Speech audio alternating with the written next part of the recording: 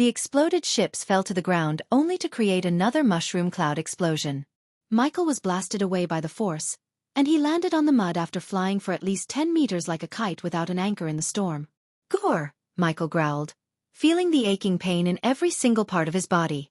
He injected himself with the healing potion, but it did not heal his body at all. "I hate this place."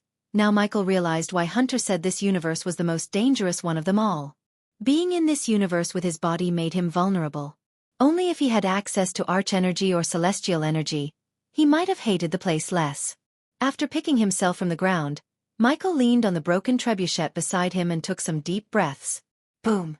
Once again, a thunderous explosion swept across the area. But fortunately, it produced less force than before. Still, the blast happened where Dawn was standing. If any normal human being was caught in the explosion, they wouldn't survive in a million years. However, Michael knew Dawn was not a normal human being. After all, he just saw Dawn bring down 2 frigate-sized ships from the sky with his raw strength. Although Dawn used battle energy to enhance his strength, no one could have done the same even if they had battle energy running through their veins. Instead, it required an immense amount of raw power to bring down the ships. Michael would have chosen to sabotage the ships from within, but something told him Dawn had no choice.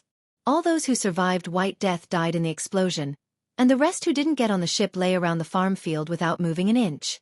The fire burnt many of them, and Michael doubted they would survive for much longer. He couldn't care less about them. Those soldiers tried to capture him. Hence, Michael felt no pity for the soldiers. Instead, Michael looked around the farm field, taking his gaze away from the raging fire where Dawn was standing. Michael would have gone into the fire if he had his powers. If he tried to get near the raging hot flames now, he would be melted like a candle. Even standing several meters away from the explosion site, he sweated as he was inside an oven. As he was breathing heavily, Michael heard storm clouds rumbling in the distance. Surprisingly, the thunderclaps sounded so close to Michael. He quickly looked above as he felt like the sound was coming from above him. The moment he saw the sky, he felt a chill running through his spine. At that point in time, a vortex appeared in the sky, and Michael noticed the monster peeking through the vortex head first. "Holy fuck!" Michael shouted as he frantically looked around. His mind told him to prepare for a fight instead of waiting for someone else to come and save him. Therefore, Michael looked around to find something. Since he lost the arch-energy, it was doubtful the monster would still possess any arch-energy to fight. The only advantage the monster had over him was its superior size. If he could repair the broken trebuchet beside him, he could fight it without using spells. While limping towards the trebuchet's broken pulley system, Michael wondered how the hell the monster could travel from the Shadow Realm to here. Visit. For the best-known experience, to be honest, Michael thought only he could travel between realms. But he was proven wrong when the monster crawled through the vortex in the sky. The monster's head was out and it was squeezing the rest of its body through the vortex. While it was squeezing through, the monster noticed Michael with its big eyes. As a result, the monster screamed with pure hatred and anger. "What the hell did I ever do to you?" Michael showed the monster his middle finger and picked up a few broken planks as well as some metal pieces from the ground. The monster screamed as loud as it could, and its roar sounded louder than the thunderclaps themselves. Michael quickly rushed his word as the monster seemed more pissed off after he showed his middle finger. "System, you fuck. Where are you?" He tried to summon the system, but once again, he received no response from the system. The last time the system went offline was when it screamed something about omegas. So Michi wondered if the system's unresponsiveness was related to the omegas. Michael didn't completely blame the system as he knew the system wouldn't go offline suddenly without reason. Still, he was pissed at the monster coming to kill him, and he had no one to blame. Inch by inch, the monster crawled out of the vortex. But suddenly, the monster screamed as it dashed out of the vortex, finally coming out. The monster began to fall from the sky. Michael wished the monster would break its legs or die when it hit the ground. However, the monster's superior size would save it from dying instantly. Besides, unlike Michael, the monster was falling from a lower height. Michael rushed to fix the trebuchet. The only thing that could save him from the monster was the trebuchet. Deep down he hoped Dawn would come out of the fire, yet when Michael looked over his shoulder, he saw no one walking out of the fire. Boom! Finally, The monster landed on the ground, creating a large crater-like meteor. Michael started at the crater without batting an eye. After the vortex disappeared from the sky, he heard no sound except the whistling wind and thunder rumbling. However, soon Michael saw the monster's hand as the monster climbed out from the crate. The monster was 16 feet tall and several feet wide. Michael looked small compared to the monster, and even the trebuchets looked tiny. The monster growled as its gaze swept across the battlefield until its gaze stopped at Michael. Then, locking its eyes with Michael, the monster exhaled, letting a puff of smoke out of its nostrils. Visit.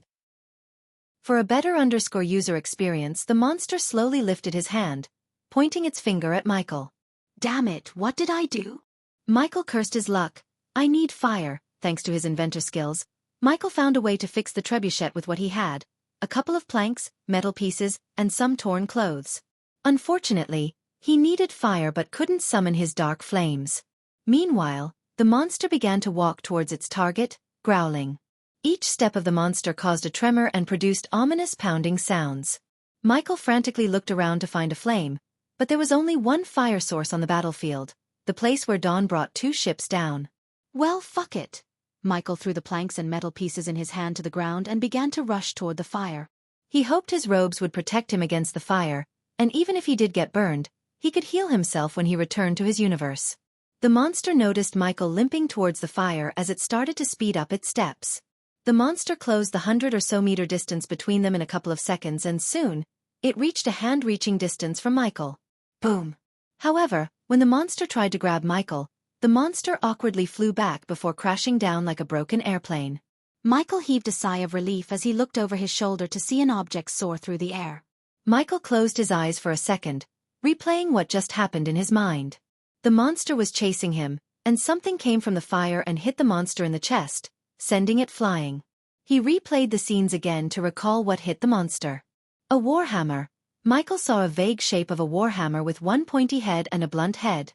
It was painted black and decorated with golden runes. Gia! The monster screamed from a distance. It struggled to stand up, but eventually, it did. Suddenly, Michael heard a rustling sound as he turned his gaze towards the fire to see Dawn calmly walking out of the fire with the warhammer in his hands. The raging hot flame that melted the metal like a candle didn't harm him. He calmly walked through the fire. That ugly thing bothering you? These were Dawn's first words to Michael. Before Michael could nod, he noticed a black bow that looked directly stripped out from an anime or a game. Visit.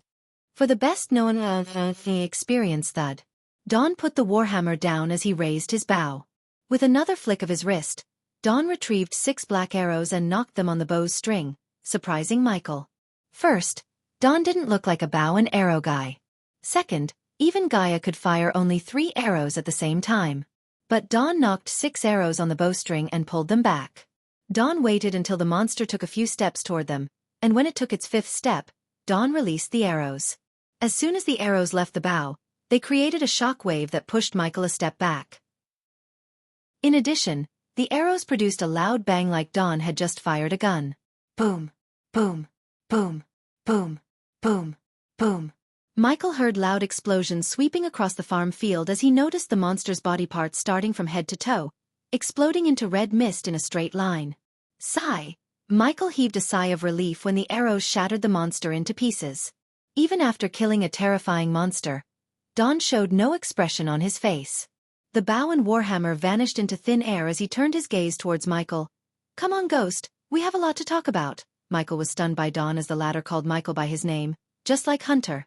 Cat. Michael noticed a dim glow in Dawn's ear. Teleport us back to Everlight. Michael sensed the air around him becoming colder and his vision blurred in a blink of an eye. Welcome to Everlight. Michael heard a sweet melodious voice from behind. The latest episodes are on Undersell website. At the moment, Michael was standing on a stoned road between endless paddy fields. The fields looked like 2 golden bedsheets blanketing the ground.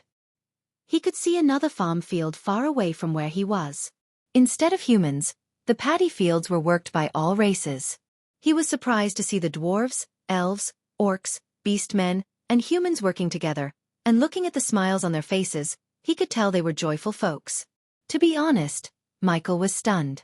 The sight around him was too beautiful. The sweet smell of paddy and the sound of the fields dancing in the wind soothed his soul. His momentary bliss was abruptly cut short when he heard a melodious voice from behind. Only then did Michael realize that Dawn wasn't there. He slowly turned around, only to be stunned by the elf standing in front of him. She was beautiful, no.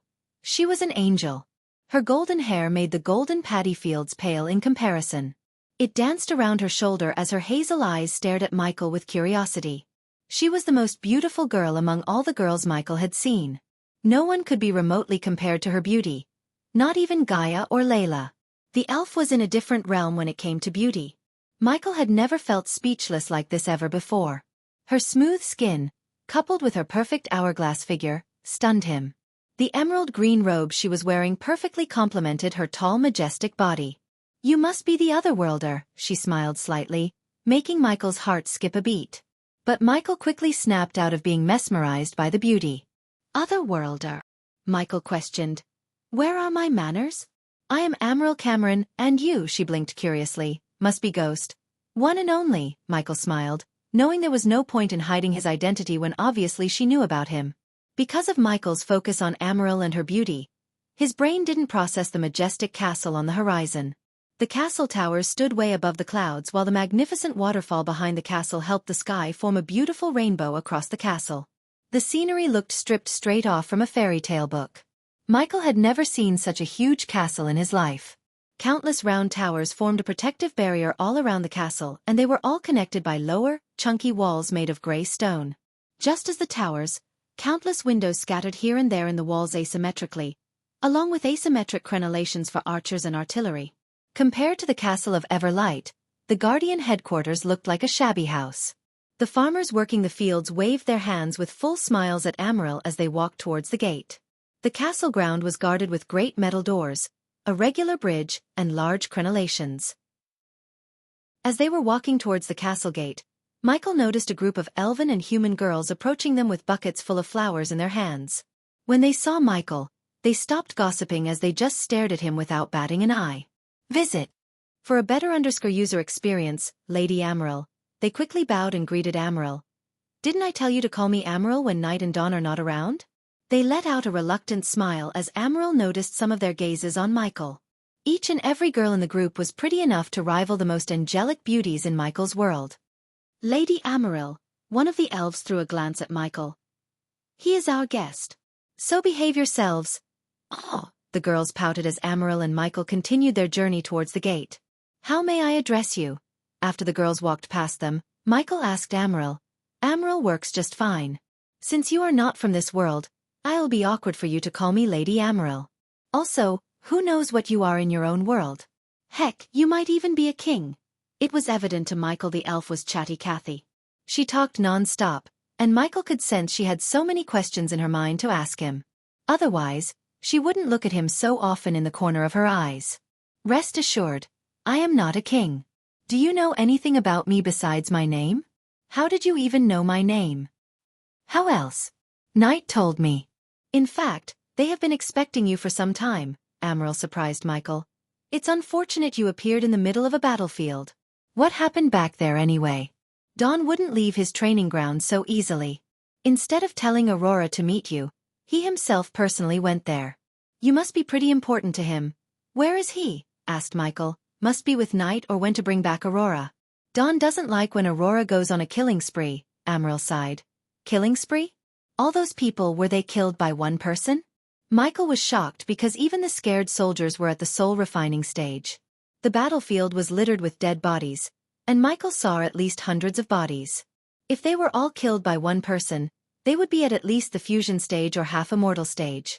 While talking to Amaryl, Michael noticed the two guards flanking the castle gates. They were in full black metal armor covered from head to toe. Surprisingly, they all wore a cape that looked more than just a cloth. Noticing Amaryl and Michael approaching the gate, the black armored soldiers pushed open the gates to reveal the castle grounds. Just like Michael expected, the castle grounds were artistic and ravishingly beautiful. The neatly pruned grass field, the colorful flowers dancing in the wind, the fountain spraying water and the rainbows above them, the sound of joyful laughter and giggles, everything merged to paint a picture in Michael's mind. "Visit." For the best-known experience, Lady Amaryl, The guards bowed as Michael stared at them. Immediately he was stunned by the guards. Core strengthening stage level 10. Each of them was at core strengthening stage 10. Michael would have lost his mind if Amaril's power wasn't at the core formation stage. Every single one in the place seemed so OP. Now Michael understood why Hunter warned Michael about this universe. As Michael followed Amaril into the castle ground, many people threw their glances at Michael. Is that His Majesty? No. It's not. He looks like Our Majesty. Must be a friend of His Majesty. Look how he dressed. He looks friendly though, Amaril giggled, hearing the conversations around her. You do look like Dawn. Dressed in all black and wielding 2 swords, Amaril climbed the stairs leading to the throne hall and said to Michael, "But you seem to smile more, unlike our Dawn. You have a better chance of seeing the sun rise in the west than seeing Dawn smile." Amaril didn't hold back as she talked. To be honest, Michael liked the girl. She seemed so pure and good-hearted. He didn't feel any bad vibrations from her. "When can I meet Dawn?" Michael asked, climbing the stairs with her. "Soon. But first, we have a feast planned for you.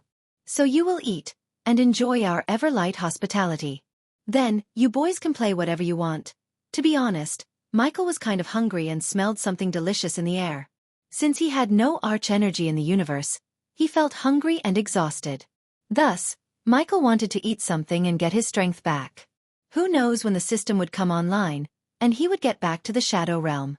Besides, unlike when he visited other universes, he was in his physical form in Dawn's. So he wanted to make the most out of this trip. Visit. For a better user experience. So if you don't mind me asking, do you have any lion with wings here? As soon as Amaril heard Michael, she stopped climbing the stairs and burst into melodious laughter. Ha ha ha ha, Michael creased his brows as Amaril punched him on the shoulder playfully. Lion with wings, he. I never heard someone call Knight lion with wings in a long time. Finally Amaril stopped laughing and resumed climbing the stairs. You will meet him soon. He just left to kill the king of Valencia. He will be home for lunch, she said so casually. Like killing a king was not a big deal. Even for Michael, killing a king would bring him unwanted risks and dangers to him. Yet these people of Dawn seemed to care less about threats. Maybe it was because all of them were so OP. Finally, when Michael climbed almost 50 steps, he was welcomed by the majestic throne hall. Lustrous braziers enclosing each of the 6 basalt columns lit up every part of the throne hall, allowing shadows to play and dance where light could not reach. The large mirrors on the layered ceiling danced in the flickering light. At the same time, statues of Dawn and Night looked down upon the gray wood floor of this extravagant hall. A verdigris rug ran down from the throne for a few meters before ending, while ribbon banners with golden tufts dangled gently from the walls. Between each banner hung a lantern. They've all been lit and illuminated the mosaics of various persons below them. Huge, stained glass windows depicting ancient legends were concealed by black draperies as the curtains were adorned with impressive needlework and jewels. At the end of the throne hall, the throne of Dawn sat majestically upon an elevated platform, looking down. The throne resembled several dragons coiling around each other, forming one domineering throne to rule the world. The throne sat beneath the overlooking statue of a dwarf holding a battle axe. It was adjoined by several large but far less ornate thrones for the founding members of Everlight. The throne was covered in textured layered marks, and a gem-encrusted head of a dragon was fixed on each of the elegant armrests. The light pillows were dark verdigris, which had also been adorned with ornate plumes. Those wishing to witness Dawn could do so on the many lightly illuminated wooden benches, all of which were facing the thrones. Where is that little brat? When they both stepped onto the silent throne hall, Amaril looked around. Boo! Suddenly, Michael felt rustling behind as his instincts kicked in. In a blink of an eye, Michael unsheathed his sword, turning around. However, as soon as Michi turned around with his 2 swords, his hand stopped because a teenage girl was floating in the air with a bright grin on her face. Visit. For the best known experience, did I startle you? The girl tilted her head with a playful haughty smile as Amaril stepped towards Michael. Cataly, you shouldn't scare people like that. Michael lowered his swords from the girl's neck and sheathed them back. He was actually quite surprised to see the girl resembling Azazel's ghostly state. But what stunned Michael was the girl's power. She would be at the half-immortal stage if she was in his world.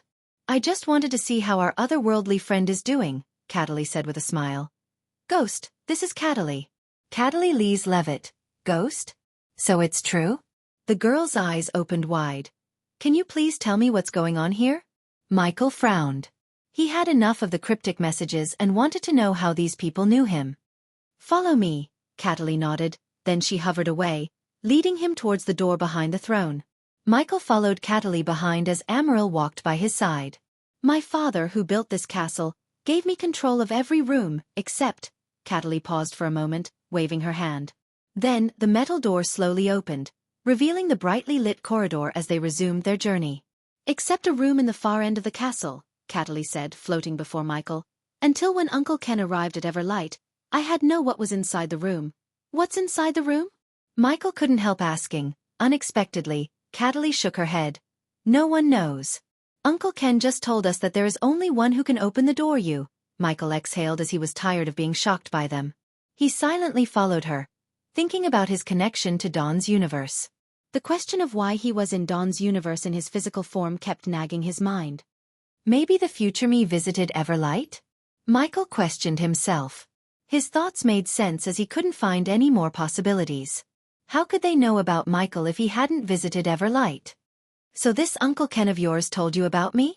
Michael questioned Catelli and Amaryl. Not until recently, Amaryl answered Michael instead. Visit. For a better user experience, Regis had foreseen your arrival. She kept saying four-headed monster had woken up. Michael immediately thought of the Hydra he saw in Stormville Mountain. Now after hearing Amaryl, his brain started to make the connections. He recalled Hunter's words to him. You reek of the Queen's scent, ghost. If I am right, and I usually am, you had already come across one of her generals. At that time, Michael only guessed it could be the Hydra in the Stormville Mountain. When I say generals, it's not the human generals you might have met. These abominations could end all life on a planet within a few hours. So imagine what their queen is capable of. Hunter's words sounded in his mind. There was also no doubt in Michael's mind that the Hydra Regis dreamed of and the General Hunter talked about were the same. We should talk about this here, Sister Amaryl. Let's get somewhere private and let Uncle Ken explain everything to him. Catelli's voice became serious as the playfulness on her face disappeared. Soon, neither of them uttered a word as Michael followed Catelli in silence until they reached the end of the corridor. However, there was no door before them but a grey wall. Through here, Catelli placed her ethereal hand on the grey wall as the wall slowly faded away. It was an illusion, but a great one at that. After the wall completely disappeared out of existence, what stood before them was a spacious hall lit with several braziers. The golden light radiated from the brazier illuminated the statue and a door built with shiny black metal. The trio slowly stepped into the hall. Michael's legs automatically walked toward the door with countless engraved symbols and runes. However, his eyes weren't looking at the door. Instead, he was looking at the 20-feet statue of a man. The statue resembled a man holding two swords as his long coat fluttered behind him. Although the face was not distinguishable, Michael knew the man. It was him. Someone had built a statue of him and put it in the hall. But why and how? That was Michael's question. That's you. Suddenly, Michael heard a deeper, wilder and stronger voice. It was a sort of heavy, golden voice. The voice made him turn around, and when he did, he saw a white-furred lion with majestic wings gracefully walking toward them. Knight, Michael mumbled after being stunned by the lion. It had such grace. No matter how hard Michael tried, he couldn't sense Knight's cultivation level. However, he felt the distortion in the space around him, indicating Knight's power. Being mesmerized by Knight, Michael almost failed to notice the gray-haired man walking behind Knight. It's really him. The ghost. He is a myth no more, the gray-haired man stuttered as his face became pale. Do I know you? Michael asked. No, but I know you. Only a few people know you. Visit. For a better user experience. But now he's the only one, Knight interjected, circling Michael. Please tell me what the hell is going on here, Michael asked the old man. By the way, he is Uncle Ken, Amaryl quickly introduced Ken to Michael. To explain, I need to first tell you where I came from. Ken, the gray-haired old man, sighed as Knight came in front of Michael. I came to Everlight from the future. So everything I know and am about to tell you has happened in the future, and that future has become our past. Michael listened to the old man without batting an eye or uttering a word. In the future or the time I came from had mentions about an otherworlder who visited Everlight in dire times. There wasn't much about this otherworlder except his name Ghost. According to the ancient scripts, Ghost helped Everlight and fought beside His Majesty Dawn's descendants. But only a few knew his origins. In return for his help, His Majesty's descendants and the Founder's descendants built this room. Michael looked around the room. His heartbeat raised while he tried to wrap his mind around what Ken said. There was no mention of why Ghost helped or what he received in return. However, I believe this room contains more about your visit to Everlight in the future, as he said.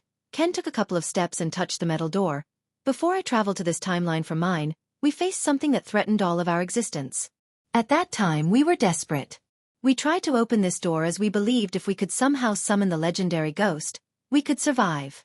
But we failed. When Ken looked at Michael, he could see the pain in Ken's eyes. Only you can open this door, Lord Ghost. Whatever you're looking for, it's in there. Under their curious gazes filled with excitement and anticipation, Michael stepped towards the door, placed his hand, and expected something to happen. As soon as he touched the door, Michi felt electricity running through his spine, followed by acute pain in his brain. System back online. Michael heard the system's sound and felt a tremendous pressure lifted from his shoulder. He wanted to question the system, but before he could talk to the system, the door produced a creaking noise, slowly opening. Everyone took a step back as the door opened inch by inch. They all waited for the door to completely open, revealing what the room had been hiding for centuries. Finally, the door wholly opened, and they all saw an empty room with a shield and a golden parchment inside a glass box. Michael was surprised because he had imagined a shield in his mind, and the shield inside the glass box looked just like the one he had imagined. It was black, round and had a crimson-red skull in the center. There was nothing besides the glass box in the center of the room. Michael did not wait for them but walked towards the glass box. When he reached the glass box, he cautiously looked around it to see an opening, yet found nothing. "Did you feel that?" Suddenly Knight questioned the others. Michael looked over his shoulder to see everyone looking confused. Visit. For a better user experience, I can't feel any energy. Even Knight wasn't spared from the phenomenon. Finally, Michael turned around and sensed no power coming from them, none at all. At that point in time, everyone became powerless. The void spell. Michael immediately recognized the phenomenon as the work of a void spell. "You know about this, don't you?" Instead of panicking, Knight remained calm. Michael nodded, but after nodding, he turned around to look at the shield. "I have a feeling we should read that parchment," Michael said. "Cataly, open that box." Amaryl frowned as Cataly waved her hand. I can't." Cataly shook her head. After seeing Cataly shaking her head, Amaryl rushed at the glass box and tried to lift it, except she couldn't even move the glass box an inch. "Let me try." Michael placed his palm on the glass box. Boom! Shockingly, Michi punched the glass box. Just hearing the sound of his fist hitting the glass box pained Amaryl's hand. But he beat again and again as the glass box started to crack. "Shit, you're bleeding." Amaryl noticed the blood on his palm but did not slow down. His persistence surprised Knight, and he watched Ghost break the glass box with his hands without giving a damn about the blood. Cling! Finally, after withstanding hundreds of punches, the glass box shattered, and so did Michael's knuckles. Still, Michael ignored the pain, reaching out for the shield with his broken hands. Ding! Congratulations to the host for acquiring a legendary class item, the Ghost Shield. The host's darkness manipulation has increased to 25%. As soon as Michael grabbed the shield, he heard the system notifications in his mind. Does the host wish to convert life energy into arch energy? The conversion will cost the host 50,000 badass points. After conversion, the host will be able to use cultivation power for a week. About time system. The latest Audis are on the website. Amaryl and everyone in the room were stunned when they saw Michael turn around with a grin on his face.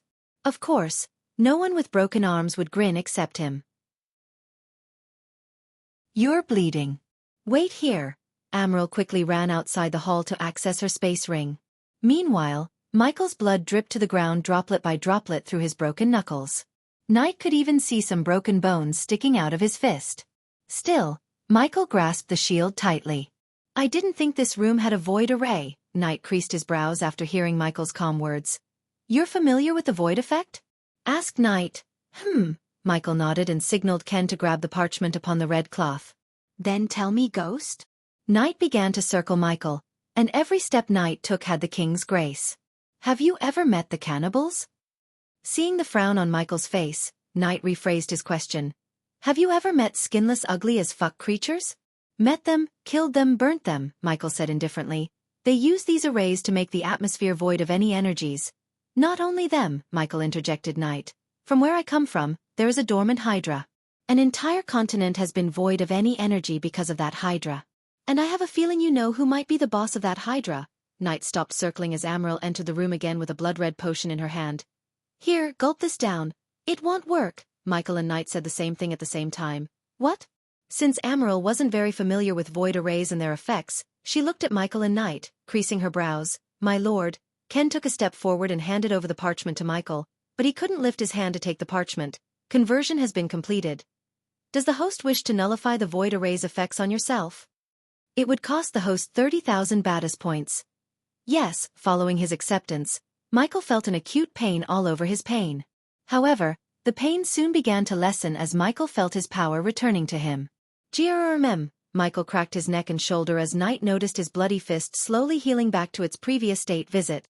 For the best known experience, you're immune? Knight was surprised. Ding! Congratulations to the host for successfully being a badass. The reward is 10,000 Baddus points. Ding!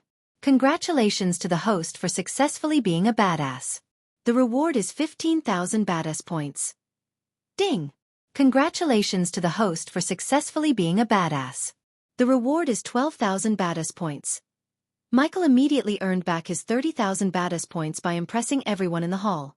Ken had read about the legendary ghost, the Otherworlder, and his power, but only now had he seen it with his eyes. He broke the void array like it was nothing. The Hydra in my world and the one that appeared in Regis' dream might be the same. A general of the Queen. As soon as Knight heard Michael's last words, his heart skipped a beat.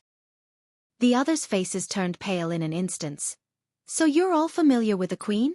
Michael's gaze swept across the room as Knight sighed. More than we want to. What's in that parchment? Knight looked at the parchment in Ken's hands. Now that APD had healed Michael's hands, he took the parchment from Ken's hand. Ghost, if you're reading this, it means you have arrived at Dawn's universe. So do yourself a favor by helping them. We need allies to fight the enemies we will face in the future. So make them yourself an ally to Dawn and Knight. Michael read what was written on the parchment in his mind. Could it be Michael? Did I write myself a letter? Makes sense. After reading the letter, Michael's mood improved. It's slowly becoming apparent to Michael that his future self was an OP god. Michael felt glad that he was on the right track to becoming stronger. If he hadn't taken the risk of coming to meet Sabrina, he wouldn't have traveled across universes, meeting new people and getting more information about him and his enemies. Knight. Before Knight could get his answer from Michael, Cataly interjected. We better go see this. Cataly's voice was grave. Knight slowly turned his gaze towards Cataly. It's important, Cataly frowned, and seeing her grave reaction, Knight raised his brows. Come with us, Knight said to Michael. Instead of following him behind, Michael wanted to inspect his new shield and the room for a few more moments. However, he was teleported away from the room by Cataly in a blink of an eye. After being teleported by Cataly, Michael's vision turned blurry. The effect lasted a few seconds until his vision finally cleared. As soon as he could see everything clearly, he noticed an elf lying in a bed, all bloody and injured. It seemed to Michael that someone hacked and slashed the elf. There was no black armor covering the elf, so Michael could even see the cuts on his body and even a little bit of his insides. Kotar! Amaryl shouted as she dashed at the elf. Visit! For a better user experience, Michael patiently looked around the infirmary to see countless comfy beds in neat lines and several men and women running around the hall carrying trays. Probably with healing potions and medications. Amaryl immediately forced a healing potion down Kotar's throat, but unlike she expected, the potion did not heal him. We are losing him, Lady Amaryl. He was cut by the corroded blade. Knight came beside Kotar and stared at the cuts on his body. No healing potion can save him. Keep giving him life energy using the apex and put him with the others. Although Knight was burning in anger, he did not show it in his voice. Only Michael and Cataly noticed the anger in his eyes. What's this? Knight raised his paw and pulled something out of Kotar's pocket. General Knight, after sensing the air around the get chillier, Ken reluctantly called Knight. They have Yuki. Michael had no idea who Yuki was or what she was to them. However, by looking at their shocked reactions, Michael understood she was someone important to Everlight. What? Amaryl shouted. The cannibals have Yuki. Amaryl's rosy face instantly lost its color and became pale. She shivered as her eyes watered. No, no, no, we have to save her, we must. Amaryl's tears gushed out of her eyes. She couldn't even imagine what the cannibals would do to Yuki if they didn't save her. They want Dawn to come to the withered forest. Alone. A dark purple flame engulfed the bloody piece of paper in Knight's hands as silence occupied the hall until Michael decided to follow the rods of his future self. Step aside. Michael gently pushed aside Amaryl and stepped towards Koter. The elf on the bed lost so much blood. Hence, Koter looked pale, yet when Michael looked closer, he saw dark veins spreading out from the cuts. Koter tried to say something, but every time he opened his mouth, only a white form escaped his mouth. System scan his body. Michael paid 5,000 badass points to scan Koter's body. What are you doing? Knight asked when he saw Michael place his hand on Koter's chest. Curing him. Michael did not take his hand off Koter for a few moments. Can you cure him? Amaryl finally broke the silence. Amaryl had seen many of her people enter a state of coma after being cut by the corroded blades. Although they were keeping them alive using Apex, there was no certainty they would wake up from their coma. In simple words, they were as good as dead without a cure. Instead of immediately answering Michael, he took out a piece of paper and a quill from his storage and began to write. If you can get me these things, I can cure him. Michael stunned everyone in the hall. Those who were running around the hall suddenly halted their steps in shock. Visit. For the best known experience at that moment, every pair of eyes was on Michael. My lord, Ken's hand shivered as he took the list from Michael. Ken, Knight's words quickly snapped Ken out of his stunned state. The old man quickly eyed the list for a few moments. We can get everything in the list from our gardens, but... No buts, go get him those. Cataly threw a glance at Michael before vanishing into thin air along with Uncle Ken, leaving Amaryl and Knight with Michael. This will keep him from dying until I cure him. Michael took out a healing potion from his system storage. The one Amaryl gave Koter was a crimson-red potion, while the potion in Michael's hand was sparkling blue. This is a healing potion from my world, Michael said, slowly pouring the potion into Koter's mouth. Since Knight trusted Ghost, he let Ghost give the potion to Koter. Just a few seconds after Michael emptied the potion into Koter's mouth, the white form finally stopped coming out of Koter's mouth. In addition, Amaryl noticed Koter's breathing had turned normal. Koter! Koter, can you hear me? It's Amaryl. Squeeze my hand if you can hear me. Amaryl sat beside Koter on the bed and brushed his head gently. She was elated when Koter squeezed her hand, and Knight noticed it. You really think you can cure him? Knight asked without showing any hope in his eyes or tone. However, deep down, Knight wanted some hope to revive all his men. Although Dawn had a plan to fight the corroded blades, it was extremely risky, and Knight hated putting Dawn's life at risk more than anything. I don't think. I know. Cure them and you can consider Everlight your allies, including Dawn and me. It's a deal then. Michael extended his arm as Knight closed his eyes for a moment. In a blink of an eye, Michael saw the lion turning into a dashing golden-haired youngster wearing black armor similar to Dawn's. It was Knight's human form. Knight nodded and gave Michael a firm handshake. My lord. A few minutes later, Cataly and Ken appeared in the room, and Ken carried a bucket filled with colorful herbs and various weird-shaped ingredients in it. After taking a glance at the contents of the bucket, Knight frowned. These are low-grade herbs and ingredients. You guys should step back. It's gonna get hotter in here, Michael smirked, raising his hand. Then, under their curious gazes, Michael conjured his alchemy flames. You are an alchemist? Cataly asked out loud the question that emerged in everyone's minds. The best. Visit. For a better _user experience. Everyone stepped back from Michael as he told them. Michael's emerald green fire lit the hall dimly. Under everyone's curious gazes, Michael kept the fire dancing above one hand while throwing the herbs into the fire using the other. The herbs and ingredients crackled in the fire and let out their essence. Knight noticed glistening essence beads emerging from the fire in a few blink of an eye. Ding! Congratulations to the host for successfully being a badass. The reward is 10,000 badass points. Ding! Congratulations to the host for successfully being a badass. The reward is 13,000 badass points. Ding! Congratulations to the host for successfully being a badass. The reward is 10,000 badass points. How is he doing this? Amaryl questioned Cataly. She had never seen an alchemist extract essence from the herbs without a cauldron. They were pretty shocked, including Knight. "Do you think his cure will work?" Catelli whispered to Amaryl. "We should have hope, Catelli." Amaryl liked to have hope in her heart. If his cure worked, they could wake all the soldiers in the hall next to them. Until now, 120 people have been in a coma because of the corroded blades. If it weren't for Dawn, all of them would have died. Michael ignored all the whispers and stares at him and continued to brew the cure. It took him almost 5 minutes to merge all the essence beads and complete the pale jade color potion. After Michael completed the potion, the vial radiated a dim emerald green light and a sweet fragrance. "This will do it. Let me do it." Before Michael could pour the potion onto Kotuk's mouth, Amaryl stepped forward. "Go ahead." Michael handed the potion over to Amaryl, put out his alchemy flames, and leaned on the pillar beside him. After taking the potion, Amaryl took a deep breath. Then, she sat near Kotuk's head and gently lifted his head before slowly pouring the green liquid into his mouth. On the other hand, Knight did not take his gaze off of Kotuk. Knight didn't even blink. It was too nerve-wracking. Little by little, the potion ran down Kotuk's throat. "Give it a second," Michael said to Catelli, who was staring at Michael. "And also you should step away from him." Michael turned his gaze from Catelli to Amaryl. "Quick!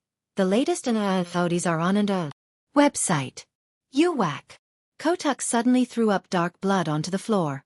Fortunately, Amaryl stepped back from him as Michael told her. Otherwise, she would have been drenched in the dark blood vomited by Kotuk. Kotuk kept throwing up dark blood for a few minutes before he finally stopped puking blood. After Kotuk finished throwing up, Knight noticed the cuts on his body slowly closing up. "Kotuk!" Amaryl hugged Kotuk without waiting for a second. She embraced him tightly and patted him on the back. "Step aside, Amaryl." However, Knight was not in the mood to wait. He just pulled back Amaryl and grabbed Kotuk by his shoulders. "What happened?" I. Plop. Knight." Michael saw Knight slapping Kotuk to make him snap out of shock. Amaryl shouted at Knight, but the latter did not mind Amaryl. "General Knight." Knight's slap brought Kotuk back from his shocked state. "Tell us what happened." Kotuk didn't move his gaze away from Knight. Hence, he didn't notice Michael, who just watched the scene unfolding, leaning on the pillar with his hands folded. "We were ambushed, General Knight. The cannibals ambushed us on our way to Valencia." "General Knight." Just as Kotuk remembered something important, he shouted, "They got Yuki." "No shit." Knight pushed him back and punched the table beside him as the table crumbled into pieces. "Catelli, war room." Catelli nodded before waving her hands. Michael knew what was coming, so he just closed his eyes for a moment, and when he opened them back, he was standing in a room brightly lit with chandeliers. They stood around an oak table with several maps. "Visit." For the best-known experience. "How did they know about our route?" Ken asked Cater, who had no time to process what just happened to him or how he survived. "I don't know, my lord. They just jumped our carriage and took Yuki. I tried my best. Please forgive me for failing you, General Knight." Catrick dropped to his knees before Knight. "You did nothing wrong. Get up." Knight pulled him up by his shoulder and looked at everyone in the room, including Michael. "First things first, Ghost, can we recreate the option you made us after you leave?" "Yeah, I can write down the formula and make it easier for them. You should have no problem mass-producing them." Knight nodded as Catelli heaved a sigh of relief. While Knight was thinking about his next move, Michael took out the shield from the system storage and admired the beauty and the craftsmanship. "What kind of metal is this?" Michael mumbled under his breath, looking around the shield. This round shield was made from a sturdy but lightweight metal. It could easily offer heavy-duty protection, especially against crushing attacks and arrows and bolts. The shield's edges were enhanced with thick metal plating and decorated with a scaly texture. In addition, the one who forged the shield painted the edge with crimson red paint to match the skull engraved in the center. With the first look, the shield seemed to have yet to see its first battle. There was not a single scratch on the surface. But Michael had difficulty believing this shield had never seen action. One thing was sure. Michael would soon test the shield in action. But although the shield would provide a great defense in a battle, carrying it around would ultimately restrict his swordplay. That's where Draven's retractable shield device comes into the picture. "I need to place a summoning rune on it." Michael quickly recalled how Eve summoned her hammer after throwing it at her foes. It would be troublesome if Michael had to find the shield after he threw it at his foes. Therefore, Michael planned to make Eladir place a summoning rune on the shield. Of course, to do that, he had to first leave Dawn's universe. Unfortunately, it was not like Michael had a choice. Rather, it was up to the Shadow Realm. Until it decides to take him back, he was stuck in this universe. What are we still doing here? Let's send our men to rescue Yuki. We know where she is.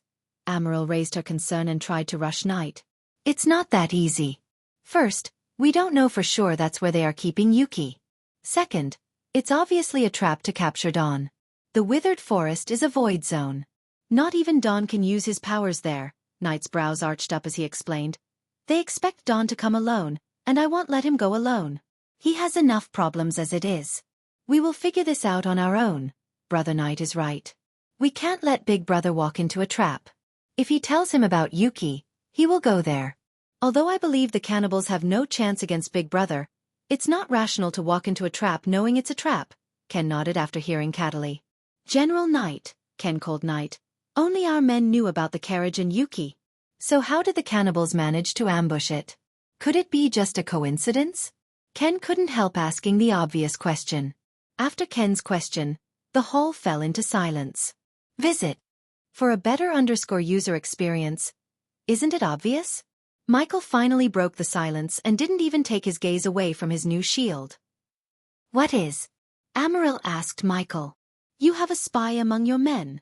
Michael expected some kind of rebuke from one of them, especially from Amaryl, who seemed to love her people a little too much. However, they surprised Michael by staying silent. Michael had no idea how much they went through and suffered to get to this position. They were not naive people, not even Amaryl as Michael thought. Although everyone was thinking about the same deep down, hearing it out loud from Michael churned terrible feelings in their guts. We are running out of time. The note mentioned the cannibals would kill Yuki if they didn't see Dawn in 2 hours. Knight's voice stunned Amaryl. Then we all go swords blazing and kill every single piece of scum. I will reduce them to the ground if I have to. Calm down, Amaryl. Even if we send thousands of our elites, they would be sitting ducks once they entered the withered forests. General Knight is correct, Lady Amaryl. The withered forest is their domain. They hold absolute power there. Then what do you suggest? Let them eat Yuki while we stand here doing nothing? Do you think Dawn would sit still if he knew Yuki was in danger? Hearing their conversation, Michael's respect for these people reached a new height because they knew he was immune to the void array, yet none of them asked him to risk his life. Instead, they were trying to figure out a solution on their own. Dawn saved my life. So let me return the favor. Michael's calm words swept across the hall, immediately drawing their attention. Don't even think about it. You're our guest. We will not ask you to risk your life for us. Cataly appeared before Michael in an instant, shaking her head frantically. You are not asking me. It's my choice. Just show me where they are. Michael stepped towards the table, facing Knight. Unlike the others, Knight could see the confidence and sense the power radiating from Michael. The magical fluctuations around Ghost were crazy. Thus, Knight was confident Ghost could rescue Yuki and survive in the withered forest. Michael couldn't wait to get drenched in badass points and show what he was capable of to the people of Everlight. Besides, he might even get a chance to test his new shield. Cataly, go with him and show us everything happens. Michael almost wanted to kiss Knight. If they could see him in action, that would make the system rain badass points which he could use to get stronger before reaching the Shadow Realm. Will she be in danger? Asked Michael. No. They can't hurt me, and I can't hurt them. But I'll be able to shadow you and let Knight see what I see, Cataly explained to Dawn as she prepared to teleport him to the withered forest. Visit. For a better user experience. Can you teleport near this withered forest? Knight nodded at Michael. Then I have some time to kill. Yet again, Michael took out a piece of paper and scribbled something before handing the list over to Ken. If you don't mind, get me these please. Ken looked at the list of items and frowned. He couldn't guess why he was asking for those items. Still, he nodded and teleported to his workshop along with Cataly. Everyone was confused. Time is of the essence, Koter mumbled. You worry about finding the rat. I'll bring back Yuki. Michael stretched his arms and cracked his neck. What are you going to do? Amaryl took a deep breath and asked Michael. She could see there was no stopping him. Since Knight didn't try to stop Michael, she could only pray for his safe return. My lord, at that time, Ken and Cataly returned to the room carrying a few metal parts, including a black metal bracelet. Cool. Under their curious gazes, Michael took the metal bracelet, attached some tiny nuts and bolts, and merged them with the bracelet by heating up the metal bracelet using his alchemy flames. Then, Michael proceeded to place a space ring inside a hole created by the flame. Knight saw the shield on the table disappear into the ring. This should do it. Michael wore the bracelet around his left wrist so that he could use the hidden blade in his right wrist without any problem. What did you build, my lord? Ken curiously asked Michael. Nothing complex. Just a retractable shield. Michael clenched his left fist as he said. In a blink of an eye, the black shield materialized in his arm. By using the space ring, Michael cut the retracting time by half. It was more efficient than Draven's device. But, of course, Etheria had no space rings. Hence, they couldn't have built this device. Shall we go? Michael asked Cataly as she looked at everyone for their confirmation. Be safe.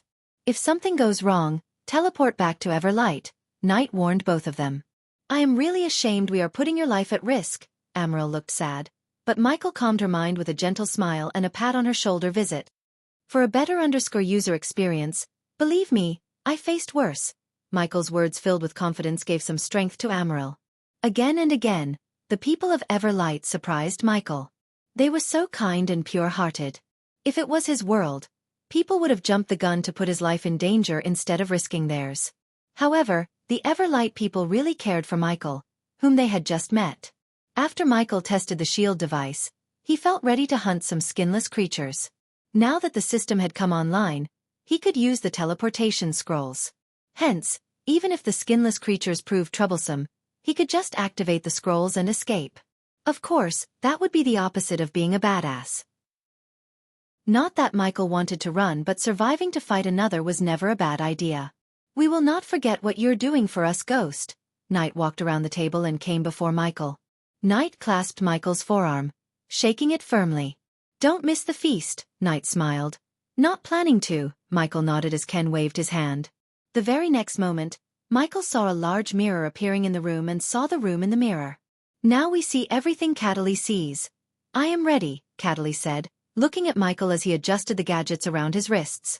His wrists had so many devices now, including APD, Mark III grappling hook, hidden blades, and the retractable shield. As soon as he returned to the Dark Forest, he planned to optimize everything. It was time he upgraded the inventor skill to star level 5. Let's go. Michael nodded as everyone took deep breaths and only exhaled after Cataly and Michael vanished into thin air. The withered forest was large, dark, and primal. However, every single tree in the forest looked burnt and sick without a single leaf. Hence, the name Withered Forest. Long ago, its canopy was ruled by hickory, beech, and walnut, which provided just enough openings for light to pass down for a mishmash of plants to take advantage of the stony grounds below.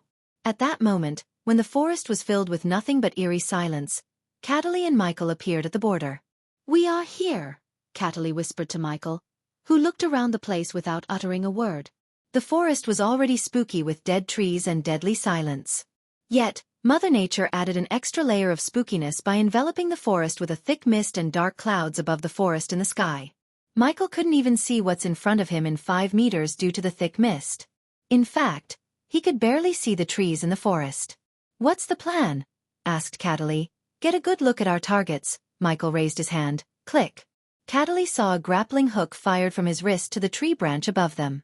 After the grappling hook coiled around the branch, Michael soared through the air and landed on the branch. Visit. For a better user experience, Michael saw several heat signatures on the ground via his thermal vision. The forest, the thermal vision, and standing atop a branch reminded him of the Earth and Predator movie. Why are you smiling? Cataly whispered after seeing the gentle smile on his face. Just some nostalgia. Michael jumped from one branch to another without making a sound. The only sound they heard was twigs cracking under the footsteps of the skinless creatures. Look! Michael pointed at the skinless creatures patrolling the forest, holding a white spear. When Michael looked closer, he realized the spear was made of human femurs. The skinless creature was oblivious to the fact he was being watched from above. So instead, the creature patrolled the borders like a good soldier. Michael could easily kill the creature, but he jumped from branch to branch, reckoning the place. The more he jumped around, the more he saw the layout of their camp. In addition, Michael also scanned the place with his environmental scanning. 60 cannibals, Michael told Cataly, looking at the skinless creatures walking around the forest. His gaze swept across the area and found the tent erupted in the center of their camp. A large group of cannibals gathered around a large cauldron, making weird sounds. When Michael looked at what was in the pot, he was nauseated. The cannibals were making some gooey red soup as Michael noticed tiny skulls and bones floating on the surface. "They are making human porridge," Cataly growled as Michael shushed her. "Sure." He then turned his gaze away from the boiling pot to the tent in the center. With the help of his thermal vision, he could see a figure tied to a chair inside the tent. "There is someone in the tent. Looks human, a girl maybe," Michael whispered to Cataly. "It must be Yuki," Cataly said. "Brother Knight, we might have located Yuki," Cataly whispered to Knight. At the same time, Michael looked at the two other figures inside the tent with the hostage. While Cataly was talking to Knight, Michael quickly took a spider from the system storage, dropping it down. He could try to poison the soup by flying above them and dropping the poison he brewed in the Shadow Realm into the pot. However, it would take some time, and there was a possibility the poison wouldn't work on these creatures. Besides, they were not powerful. The most powerful was at the core strengthening stage level 3. Instead of poisoning, Michael chose the most direct route. That option would get him the most amount of badass points. "What's next?" Cataly asked. "The latest Audios are on and website.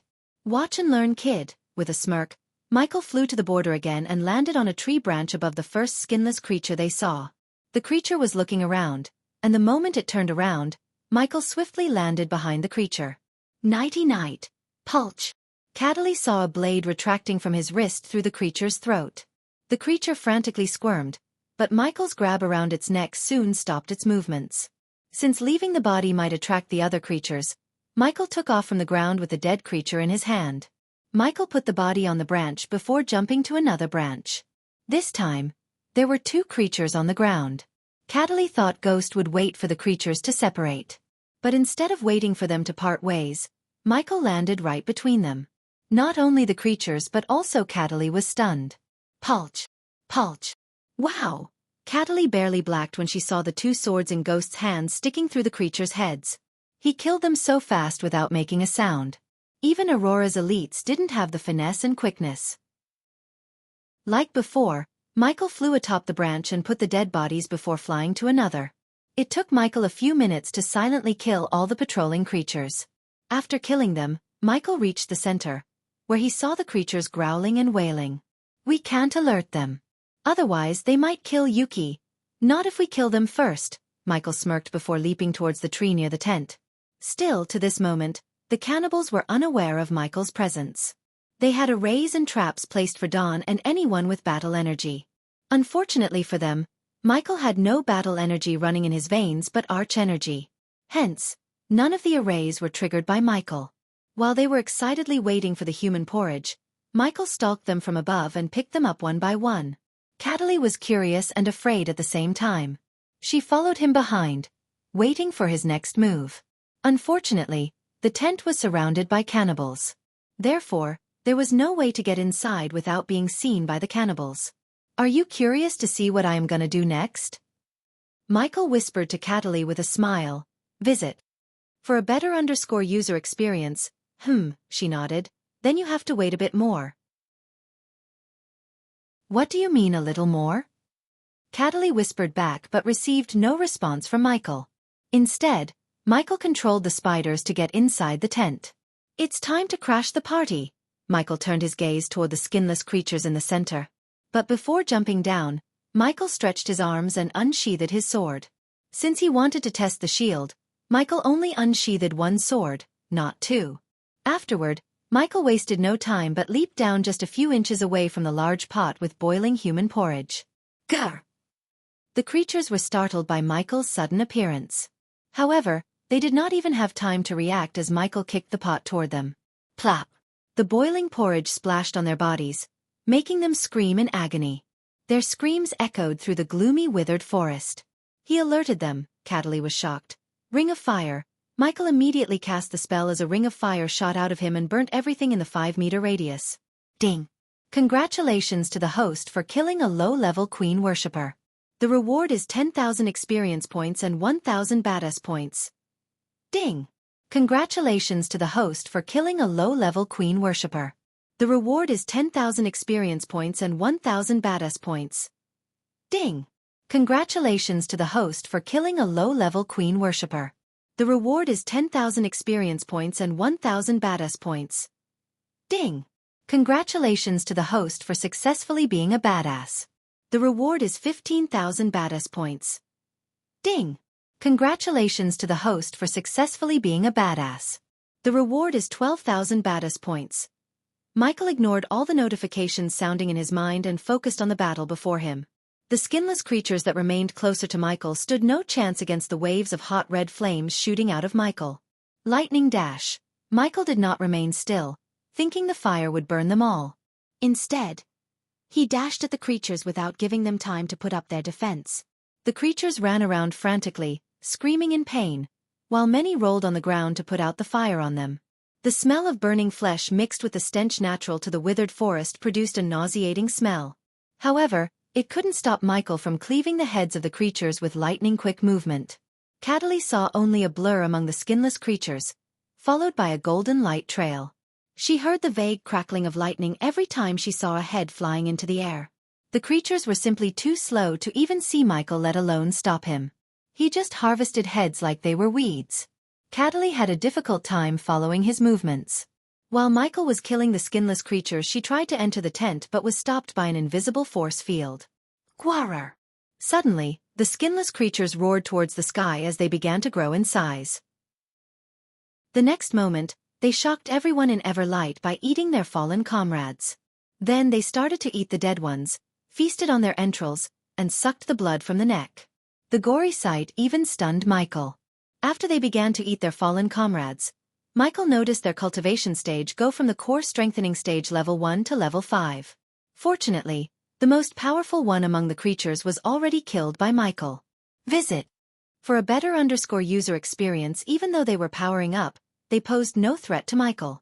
He treated the situation like badass points harvesting simulation.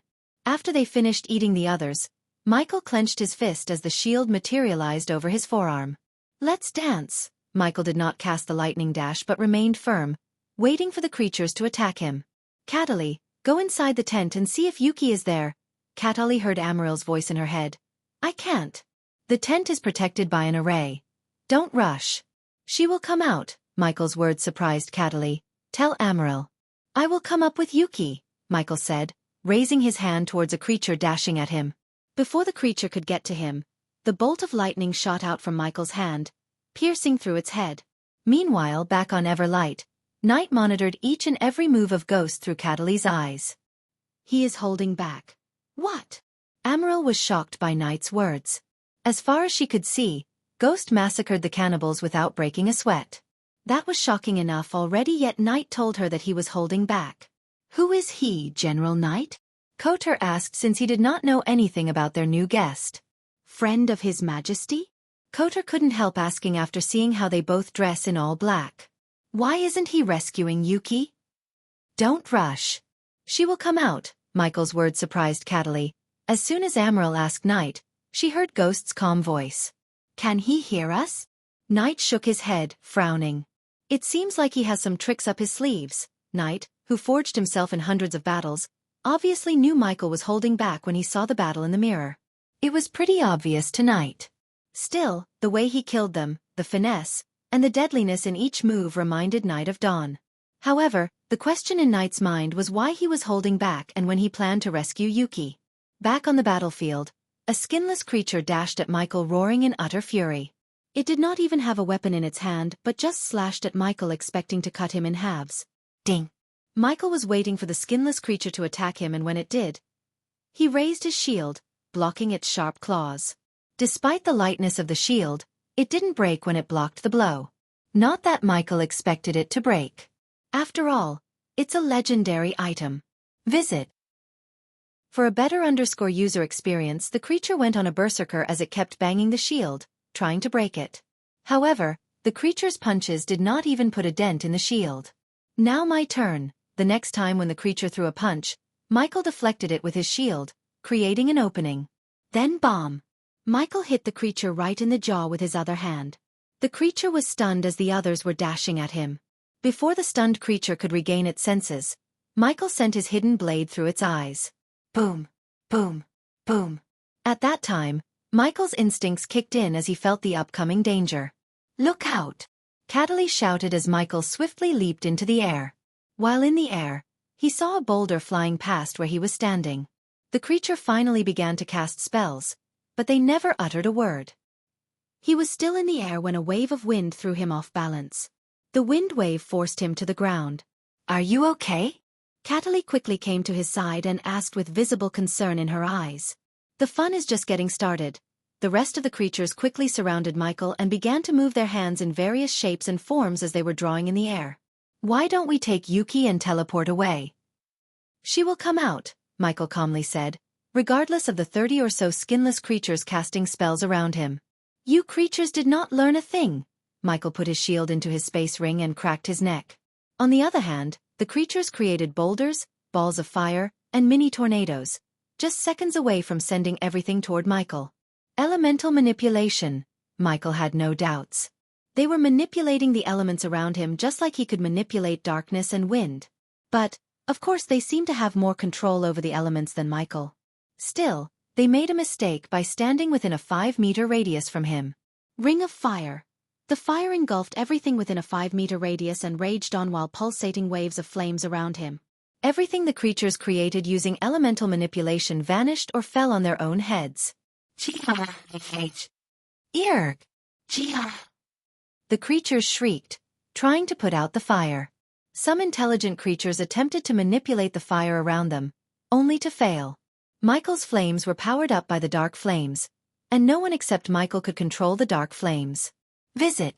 For the best known experience. Congratulations to the host for leveling up. The current level is the soul refining stage, level 5. Finally, after Michael killed all the skinless creatures around him by burning them alive, 2 creatures walked out of the tent, holding a young girl hostage. The young girl was still in her armor, but the creature had a rusted blade enveloped by a red mist against her throat. The red-haired girl gawked at the burning forest as the creatures roared at Michael. The previously gloomy, dark, silent forest was littered with dead bodies and engulfed by flames. Yuki, Cataly exclaimed. I don't speak your language, Michael said, folding his arm. Where is His Majesty? Yuki stuttered. Oh, you know their language? Michael tilted his head. Who are you? Yuki asked, ignoring his question. She had a corroded blade against her throat. Thus, she didn't feel like explaining things to a total stranger. You too. Cataly saw Michael turning his gaze towards the 2 creatures instead of talking to Yuki. Growl if you understand me. Growling. The 2 of them let out an angry growl, indicating they could understand him. I'll give you a choice. Let her go, and I won't kill you. Michael looked at the dead bodies lying on the ground for a moment before looking at them again. Do anything else, you will join them. Ghost, Cataly came to his side. What are you doing? They would kill her. No, they won't. Michael didn't whisper but said loud enough for everyone to hear her. You are not going to kill her. So save us some time by dropping your blades. Don't struggle. I'll only make your death more painful. Giarra. They roared instead of letting her go. I will count to 3. If you didn't let her go by then, I'd kill you. Michael stretched his arms and began to count. 1. Visit. For the best known experience, 2. The skinless creatures looked at each other, but before they could hear another word from Michael's mouth, their heads exploded. Time's up. What just happened? Amaryl stood there with her eyes wide open. She was bewildered. One moment Ghost was talking to the cannibals and the next moment, their heads exploded. Except for Knight, no one had clearly seen what just happened. In Knight's mind, he replayed the scene. After he counted 2, he raised his hands and fired 2 lightning bolts which went straight through the cannibals' heads. That was the glimpse of his full power. If he had fought without holding back, Amaryl and Kotor wouldn't have seen him. He wanted us to see him, Knight mumbled under his breath. Yuki, Amaryl shouted when she saw Yuki's bloody face. Her face was covered in the cannibal's blood. Wait, Knight saw Ghost stopping Cataly from getting close to Yuki. Tell Knight to meet us in a secured room. Why? Cataly questioned Michael. Just do it. Cataly, do what he says, Knight ordered Cataly. Koter, go check on Arwen. Knight dismissed Koter, and when he was about to take a step, Knight stopped him. Keep your mouth shut about everything. Yes, General Knight. Koter bowed before leaving the room. Afterward, Knight took Amaryl with him to one of the secret rooms in the castle.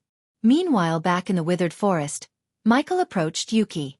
She was shivering as Michael stomped the ground, making the corroded blade fly into his hand. "I'll take this." The corroded blade disappeared into his system storage as Michael looked at Cataly. "We can go now." Cataly finally heaved a sigh of relief. "Cataly, come to room number 18. Cataly heard Knight's voice and then teleported Ghost and Yuki to room 18. In a second, Michael appeared in a brightly lit oval-shaped room in Everlight Castle. Knight and Amaryl were already waiting for them. "Yuki!" Amaryl tried to dash towards Yuki when he saw her, but Knight grabbed her by the shoulder. "Visit. For the best known experience." "Wait." Knight shook his head, telling her not to take another step toward Yuki. Amaryl was confused but listened to Knight without uttering another word. "What?" When Amaryl turned her head, she saw the dark lines on Knight's forehead. "Knight?" she asked, confused by Knight's behavior. "Lady Amaryl. Who is he? What's happening here?" Yuki stuttered as tears gushed out of her eyes. Even Cataly had no idea what was going on here. Instead of explaining, Michael conjured his alchemy flames. Under their curious gazes, Michael threw in some herbs and ingredients he bought from the system into the alchemy fire. Yuki tried to walk toward Amaryl, but an invisible force forced her to stay still. She couldn't move a muscle. "Are you going to tell what's happening or not?" Amaryl asked. "Wait, Amaryl. Everything will make sense in a few minutes," Michael answered as he continued to refine the ingredients. Even a few minutes felt so long to Amaryl. Finally, she saw a red pill emerge from his emerald-green fire. "Take this." Michael's fire disappeared as he reached out the pill to Yuki. However, the girl frantically shook her head. "No. Lady Amaryl." "General Knight, what is this?" she shouted. "Swallow it, Yuki." After sensing the seriousness in Knight's voice, Amaryl chose not to question him further until he explains everything to her. But one thing for sure, there was definitely something wrong with Yuki Zero. Otherwise, Knight wouldn't have asked Yuki to consume the unknown pill concocted by Ghost. "It's not gonna kill you, Yuki. On contrary, it will heal you." Michael stepped toward Yuki as she tried to walk away from him, but she simply couldn't. Michael grabbed Yuki's face and squeezed her jaws, opening her mouth forcefully. "No." Amaryl and Cataly were stunned by the change in Yuki's voice. It was an animalistic roar that shook the entire room. She squirmed and screamed against the invisible force as Knight frowned. Even a powerful being like him felt difficulty holding her down. "Yuki," Amaryl mumbled, looking at Yuki's eyes flicker in red. While Yuki was trying to release herself from Knight, Michael forcefully put the pill into her mouth and shut it close. Her muffled cry barely escaped her mouth. Meanwhile, the pill slowly melted into her mouth. After a few seconds, Michael let her go of her face, and so did Knight. As soon as Michael let her go, she collapsed to her knees and screamed louder than any human possibly could. "Visit." For the best known experience, her roar sent a chill running through Amaryl's spine. Looking at Yuki scratching her own face, Amaryl and Cataly stepped closer to Knight in fear. "What's happening to her, Knight?" Amaryl asked Knight. "She was being controlled by the cannibals," Michael answered Amaryl instead. Meanwhile, Yuki began to cough up blood as dark as midnight and squirmed like a fish out of the water on the ground. The cannibals expected Dawn to rescue her. That's why they turned her into a human bomb. Michael's words stunned them. "What?" Cataly raised her brows. "Knight?" Amaryl turned her gaze towards Knight as he nodded. "I suspected Yuki's been controlled by the cannibals for quite some time. Someone was leaking information only we know to the cannibals. Dawn and I suspected this." "Then how did he know?" Amaryl looked at Ghost. "I told him." Knight surprised Cataly and Amaryl yet again. Knight possessed an ability to talk to people telepathically. When Knight shook Michael's hands, he told him everything about his suspicions to Michael. In return, Michael surprised Knight by responding to him telepathically using the system. The words they exchanged were never heard by Cataly or Amaryl. Knight's suspicious, however, took a dark turn when Michael saw the skinless creatures making her drink something. Michael saw the whole thing thanks to the spider he sent inside the tent. As an alchemist, He immediately recognized the two potions they made Yuki drink. One was similar to his blood tonic but far less efficient and powerful. The other one temporarily made the creatures control Yuki. Unfortunately, the potion could only be used in Dawn's universe because the potion used battle energy. After screaming and squirming for a few more minutes, Yuki finally lost consciousness. Let her sleep for another 6 hours and she would be fine. Although if I were her, I'd stay away from training for a few weeks. Cataly waved her hand as she disappeared along with Yuki. We still have to find who gave her the mind-controlling potion, Knight said. No need. Another calm voice resonated in the room as Michael turned his head to see a young woman dressed in all white entering the room. She was not as pretty as Amaryl, but she had a certain charm that Amaryl completely lacked. Her silky smooth skin and her toned body indicated hours of the battle of training. As she walked gracefully, her raven-black hair fluttered in the wind. Above everything, her slightly pointed ears clearly showed Michael her half-elf race. Aurora! Amaryl finally let out a relieved smile seeing Aurora. You must be Ghost. It's an honor to meet you at last, Aurora greeted Michael with a gentle friendly smile. Visit. For the best-known experience, hey race your rat. With a flick of her wrist, she took out a severed head and threw it on the floor. Michael saw the head still has its eyes opened. If he was right, the person didn't even know how he died. You must be the White Death the soldiers were talking about, Michael greeted her back with a smile. If she was in his universe, the entire world would be afraid of her. Because she was at the peak of fusion stage. He could literally sense the energy radiating from her.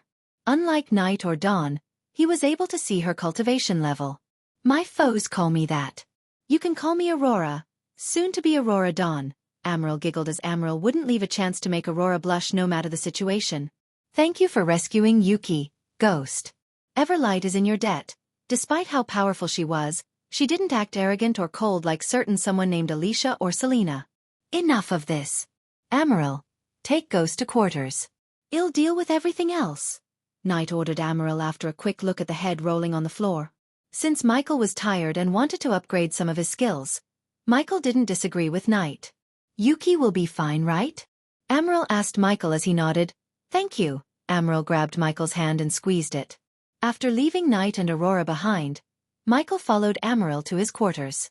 On his way, he met several friendly and funny dwarves, charming elves, and curious humans. Regardless of their race, they all seemed so happy without any worry. So who ruled this place before Dawn? Michael asked. No one.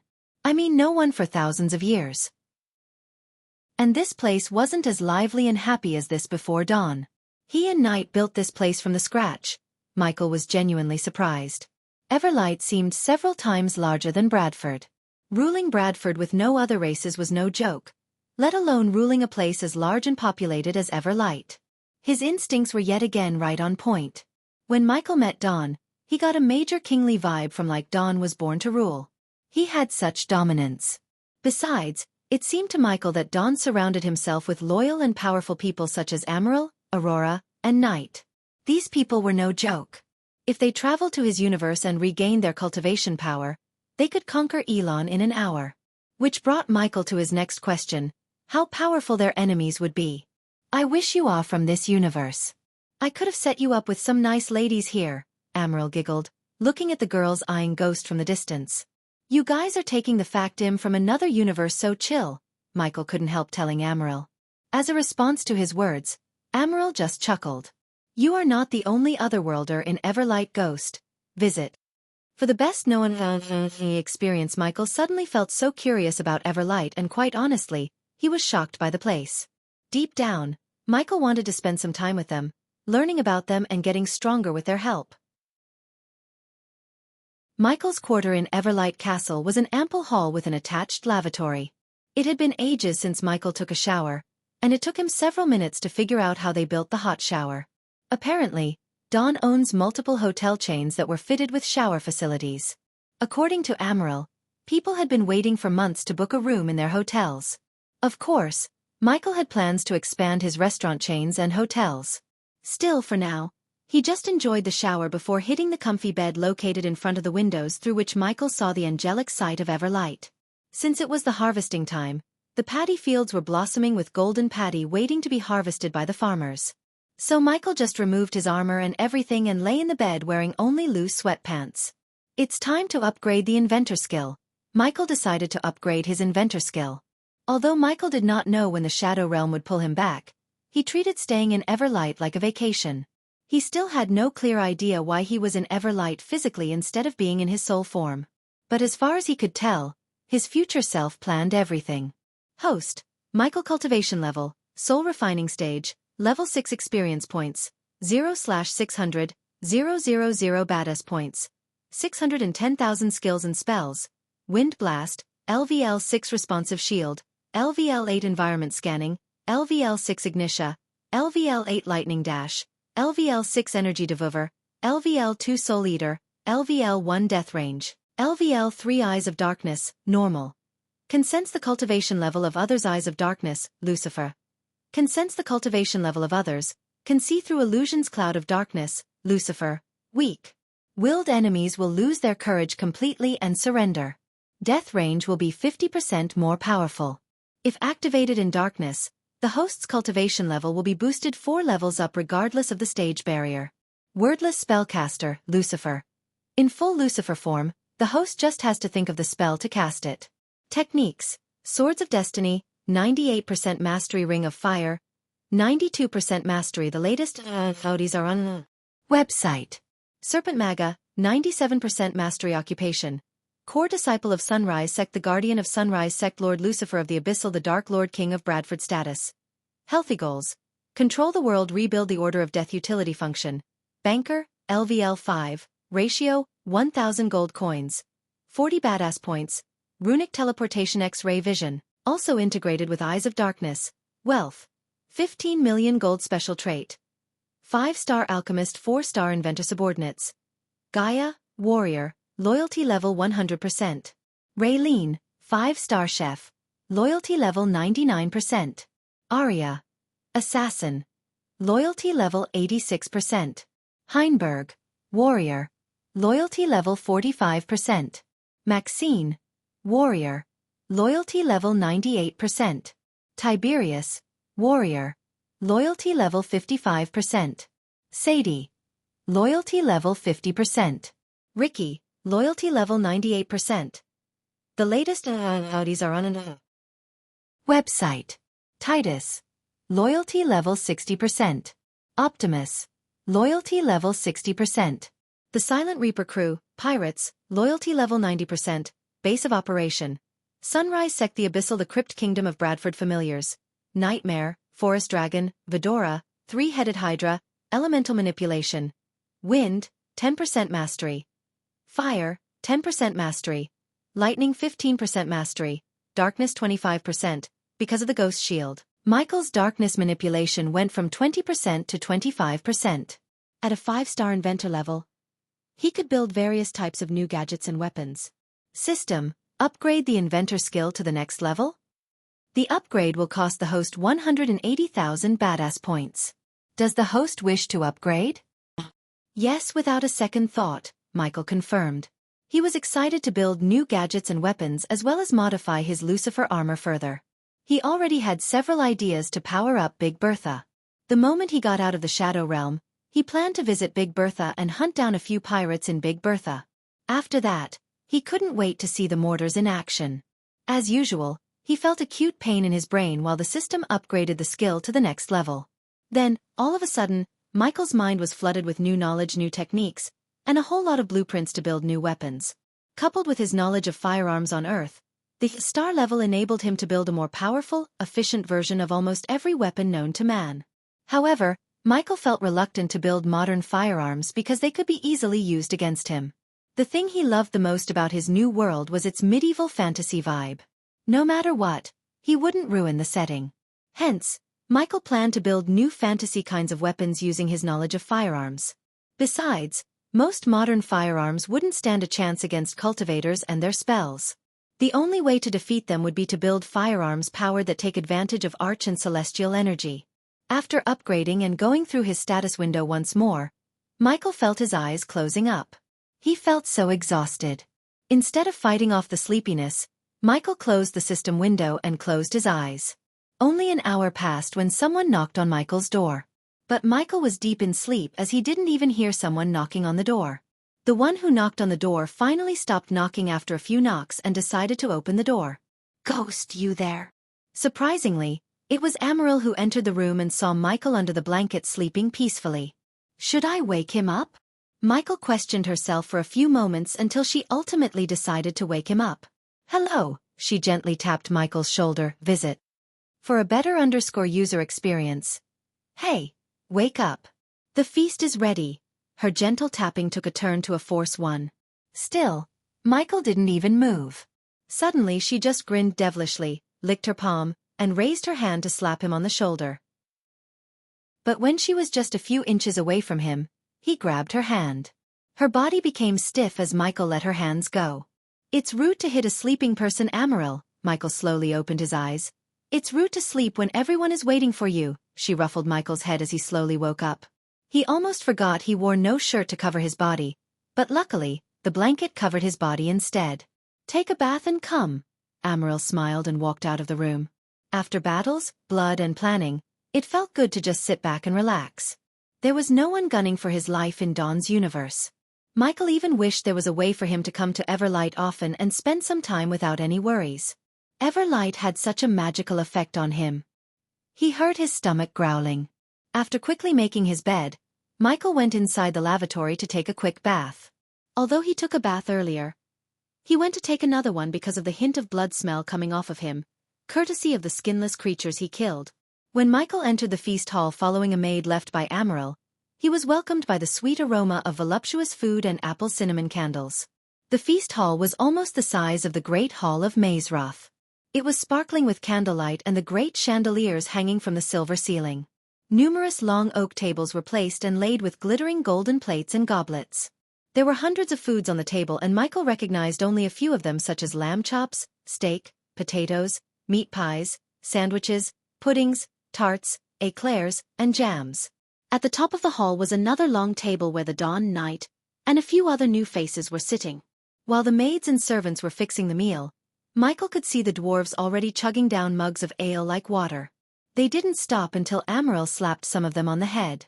Despite her status, she was running around with trays asking everyone what they wanted and serving them delicious appetizers. He could smell the steam coming off of the meat.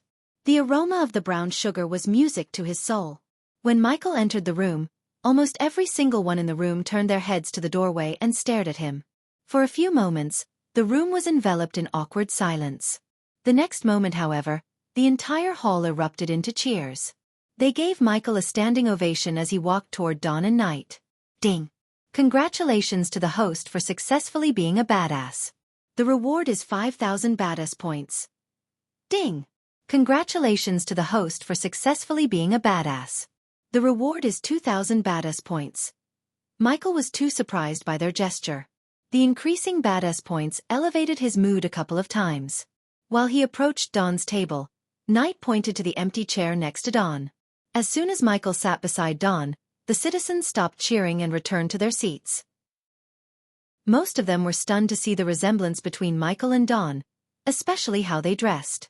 Michael's robes were pure black with no colors whatsoever, while Dawn's armor had silver linings and a hood to cover his head.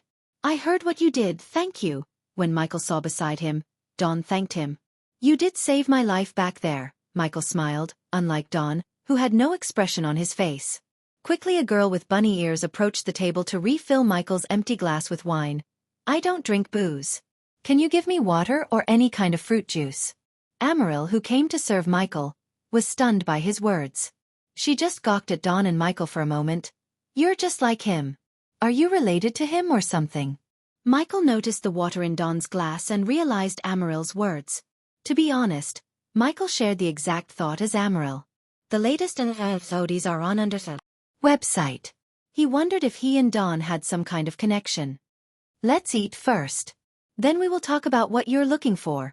Dawn ignored Amaryl's question and said to Michael in a low-pitched voice. For some reason, Michael felt Dawn was aware of what he was looking for in the key. But for now, Michael decided to enjoy the feast with the friendly people of Everlight. After all, the dishes in front of him looked delicious. "How's the meal?" Amaryl didn't sit beside them but continued to serve everyone. She ran around the hall, making everyone eat more than their stomachs could bear. Her hospitality didn't spare even Michael. After eating almost 20 different delicious dishes, Michael was stuffed. It was delicious, Michael said, making Amaryl grin widely. If Michael had to guess, whoever cooked the meals must be at a 6-star chef level because the meals were more delicious than Raylene's cooking. After Michael filled the little bit of emptiness in his stomach with hot water, Cataly appeared in the hall. "The usual place?" she asked Amaryl. "Dawn?" Amaryl pouted and looked at Dawn with puppy eyes. "Why not?" "Thank you." She dashed at Dawn and hugged him tightly. Michael was confused, wondering what was going on, but soon he received his answer when Cataly teleported him to another place. In a blink of an eye, Michael and everyone previously sat behind the long oak table that appeared under a big apple tree on a small hill. Michael was immediately captivated by the most beautiful scenery in front of him. He could see the entire Everlight from up here as well as the big lake across the fields. As the light drained away, there was barely enough even for shadows. Whether one liked it or not, the darkness arrived and blanketed everything. Even the stars and moon cowered behind a dense layer of cloud in the sky, giving the air a cold tincture. Everlight's beauty came from its nature. Rather than destroying nature to build things, the citizens of Everlight seemed to have learned to coexist with nature. Hence, there were so many trees that decorated the kingdom. These trees were crazy silhouettes against the newly silver sky, its blue hue almost gone until dawn. Their branches swayed in the wind, creaking into the gusting air. Then finally, the first sound of the nocturnal animals arrived, a hoot of an owl, a rabbit taking cover in the hedgerow. The lake in the distance mirrored the cloudy sky and the moon peeking through the clouds as the trees had hidden their bold greens. Finally, dusk was the time to move into the shadowless world. Michael just stared at the sight before him without batting an eye. He was simply speechless. At that moment, Michael had a fire in his heart to settle somewhere he would feel like what he feels right now. "Pretty, isn't it?" Night asked as he came beside him with Dawn. Michael nodded, standing between Dawn and Night. The trio stared at the scenery together. "You guys created a beautiful place. Glad I could be of help. Don't let the serenity fool you, Ghost," Night said as Michael turned his head towards Night. "Every day is a battle to keep this place as it is. I don't know when I will be pulled back to my universe. But until then, let me know if you need anything." Michael patted Night on the shoulder. "Visit. For the best-known experience, you've already done enough for us, Ghost. Now tell us what we can do to help you." Dawn asked Michael. "You boys get back here when you're done with boy talks," Amaryl shouted from behind. Michael looked over his shoulder to see Amaryl, Aurora, and Cataly sitting under the apple tree and picking up a few apples to snack on. "I am looking for something called the key. Apparently, the Queen is also looking for it." "The Queen, huh? That's what you call her," exclaimed Night. "What do you call her?" "Athria. That's her real name," Night answered Michael. "Couple of years ago we didn't even know she existed. I just knew about her a few hours ago," Michael sighed. "Where did you hear from her?" "Those cannibals aren't the very talkative type. To be honest, guys, this isn't the first universe I visited. Before coming here, I went to 2 other universes. I was fortunate to meet someone who knows a lot more about the Queen." Of course, Michael couldn't say he first heard about the Queen from the system when he killed the skinless creatures. Hence, Michael altered the truth a bit. Since Michael felt no need to hide from Night and Dawn about traveling to other universes, he told them about it. "Hunter." As soon as Michael heard the name from Night's mouth, Michael raised his brows. "You know him?" "Yeah. One tough son of a bitch, isn't he?" Night chuckled. "The only one who killed Athria's soul piece." Finally, Dawn opened his mouth, and by the tone of his voice, Michael could tell Dawn was surprised and shocked by Hunter. And crazy enough to try to absorb her soul piece. Night burst into laughter, but just like Dawn, he too seemed startled by Hunter's feat. "When and where did you guys meet him?" "Shadow Realm. It was unfortunate we were just there for a couple of minutes and didn't have the chance to meet that crazy son of a bitch," Night sighed.